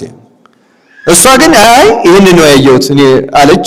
ከዚያ በኋላ አይ ከንቱ ውዳሴ እንዳይሆንበት ብለው ነው። ሰውየው ግን በቅቷል ብለው አከበሩት። በነጋው ጌታው ሲመጣ መቼም ለወሬ እንቸኩል የለም ደግሞ እኛ አገልጋዮች ኧረ እንዲያመጣው መነኩሴ እኮ የበቃ ለካ ቤት ብርሃን በብርሃን ተሞልቶ አደረ፣ እናታችን እኮ አይታለች አሉት። አይ እኔ መነኮሳትን የምወደው ዝም ብዬ አይደለም አለና ባርከኛ አለው። ኧረ እኔ እሷ እንዳለችው የበቃው አይደለሁም ኃጢአተኛ ነኝ ብሎ ውስጡም በታምኑ ኃጣው ሆኖ ተቃወመው። ያንን እንግዲህ የሴቲቱን ብልሃት ተመልከቱ። ምክንያቱም መንፈስ ቅዱስ አድሮባታል። ከጮሃማ ከፈተናው አመለጠች። በኋላ ደግሞ እሱ መክሰስ ስራው አይደለም ጉዳዩ አይደለም። ከዚያ በኋላ መነኩሴው በእሷ ስለተገሰጸ ያ በሱም ያደረው የዝሙት መንፈስ ስለተገሰጸ ወደ ገዳም ወደ በረሃ ሄደና ከሰው ተለይቶ ዘግቶ መጋደል ጀመረ። በጣም የሚገርመኝ የመነኩሴው መጋደል አለ። ይህቺ ሴት እየሄደች ትጠይቀው ነበር አይዞ በርታ እያለች። አሁን እኛ ብንሆን ብናገኘው አንድ ሰው መሳይ እንላለን አንለው? አይት እኛማ ብንሆን እንደውም ቆይ ሞባይል ላምጣ ሪከርድ ላድርግ ቆይ ሰው መንፈስ ቅዱስ ሲያድርበት ድሉ የሚያድን ስራ ነው የሚሰራው። ክርስቲያኖች ማንንም ሰው ከፈተና ነፃ ማውጣት አንችልም። በነገራችን ላይ ማንም ሰው ለፈተና የተጋለጠ ነው። አንዳንዶቹ እንደው የተለየ ፈተና ገጥሟቸው ልናይ እንችላለን። ግን ማንም ሰው ቢሆን እስከ ለተሞቱ ድረስ ከሞት በቀር ከፈተና የሚያድነው ነገር የለም። ክርስቲያኖች በዚህ በአባጋራችን አንድ አባባል አለ። ሰውን ማመን ምን አድርጎ ነው? ለምን ይመስላችኋል የሚባለው? እኔ ሰው ክፉ ነው ምናምን ነው አትመነው ይመስለኝ ነበረ። በኋላ የውጭ ሀገር አንድ መጽሐፍ ሳነብ አንድ ጽሑፍ አነበብኩ። ማንንም ሰው ከጾር ነፃ ነው የሚባለው ከፈተና ነፃ ነው የሚባለው ሞቶ ከተቀበረ በኋላ ነው። ከመቀበሩ በፊት ቢሞት እንኳን ሊነሳ ይችላልና ከኃጢአት ነፃ ነው አይባልም የሚል አነበብኩ። ይሄ ሰውማ ቀብሮ ነው ከዚህ የመጣ ሊሆን ይችላል ብዬ እውነት ለመናገር እዚህ ላይ ይህን ታዝራን ጠየቅኳቸው። ይህን እንደዚህ ያለን አነበብኩ። ይሄ አባባል ከምን ነው የመጣ አልኳቸው። ቆይ ልንገርህ አሉና ነገሩኝ። አንድ በገዳም የነበረ ሽማግሌ መነኩሴ እንደው በእድሜው ልጅና ላይ ታመማሉ። ታሞ ሊሞት ሲያጣጥም የዚህ በቀኖና በዚህ በገዳም መቁነን ለምን ይሞታል? ወደ መንደር እንውሰደውና ደህና ምግብ ተመግቦ ይዳን ብለው ወደ መንደር ወሰዱት። ወደ መንደር ወስደውት አንዲት ሴት አስጠግተው እባክሽ እርጅልን አሏት። በኋላ እናም ሰነብት አንተን ለመርዳት እኛ ጾር ይነሳብናል፣ ትተን እንዳንሄድ ደግሞ ብቻህን አንተስ ቢሆን ሰው አይደለም ጾር ቢነሳብህ ይሉታል። እንዴ እኔማ ሙቼ ተከትቼ ከዚህ በኋላ ከምን ነው ጾር የሚመጣ? አረ እናንተ ሂዱ ይላቸዋል። ሄዱ። በኋላ እቺ ሴትዮ ትኩስ ትኩስ ትኩስ ትኩስ ትኩስ ትኩስ ስትሰጠው ሰውነቱም ቀና እያለ ሰውነቱም እያተኮሰ ሄደ። በኋላ ከዚያች ሴት ድቀት ገጠመው። ያቺ ሴት አረገዘች፣ እንደተሸነፈ አወቀ። በኋላ ልጁን እስኪወለድ ጠብቆ አዝኖ አልቅሶ ልጁን ሽኮኮ ብሎ ወደ ገዳሙ ሄደ። ወደ ገዳሙ ሄደና ያ የሞተው ሰውነት እያለ ልጁን ያ የሞተው ሰውነት ድኖ እያለ ንስሐ ገባ። ያችሁ በገዳሙ እየዞረ እዩት ያ የሞተው ሰውነት ድኖ እያለ ልጁን ሲያሳይ በኋላ መነኮሳቱ ለካ ሰውማ መንቀብሮ ነው። ምክንያቱም ሞቶ ነበር ሰውየው። ማንም ሰው አይታመንም። ክርስቲያኖች ማንም ሰው ሊሰት ይችላል። አትሳለቁ፣ አትሳደቡ፣ አትመኩ፣ አትተቹ፣ አትናቁ። ምንም እናውቀው ነገር የለም። ክርስቲያን ማንም ሰው በማንኛውም ደቂቃ ለፈተና ተጋላጭ ነው። ስለዚህ ከመጀመሪያ ተጠንቀቅ። አንዳንዴ እኛው እየተልከሰከስን ሰው ሁሉ በኋላ እንደው እውነት እግዚአብሔር ከእንደዚህ ያለ ፈተና ይጠብቀን። ስለዚህ ክፉም ደግሞ ይኖራል።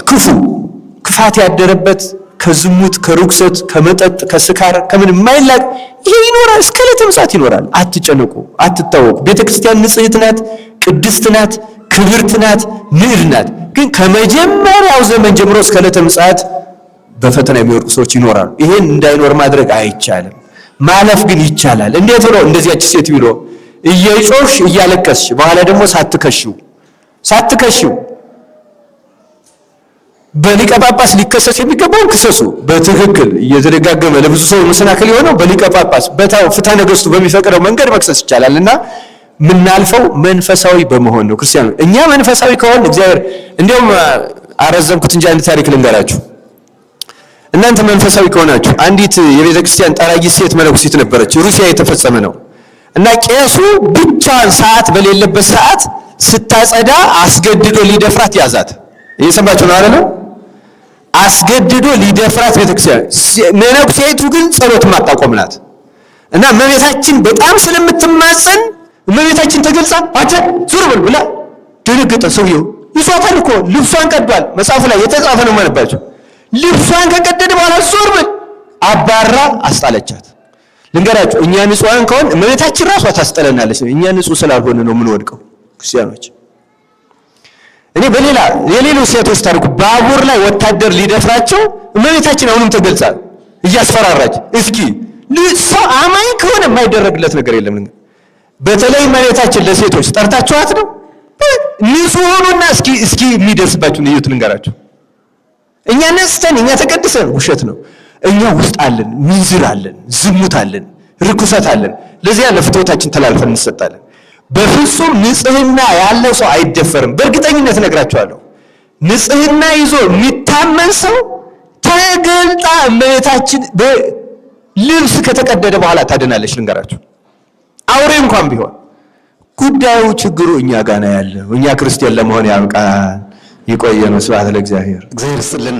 መምህራችንን አባቶቻችን ሊቃውንትን ቃለ ሕይወትን ያሰማልን። እግዚአብሔር ይስጥልን። ክፍል አንድ መርሃ ግብር ይሄን ነው የሚመስለው። ለሕይወት ለተግባር የሚያነሳሱ ጉዳዮችን አግኝተናል ብዬ አምናለሁ። እኔ ሁላችንም ወደ ተግባር እንተረጉመው እግዚአብሔር ይርዳኝ። አባቶቼ እግዚአብሔር ይስጥልን። ወደ ቦታችሁ ተመለሱ።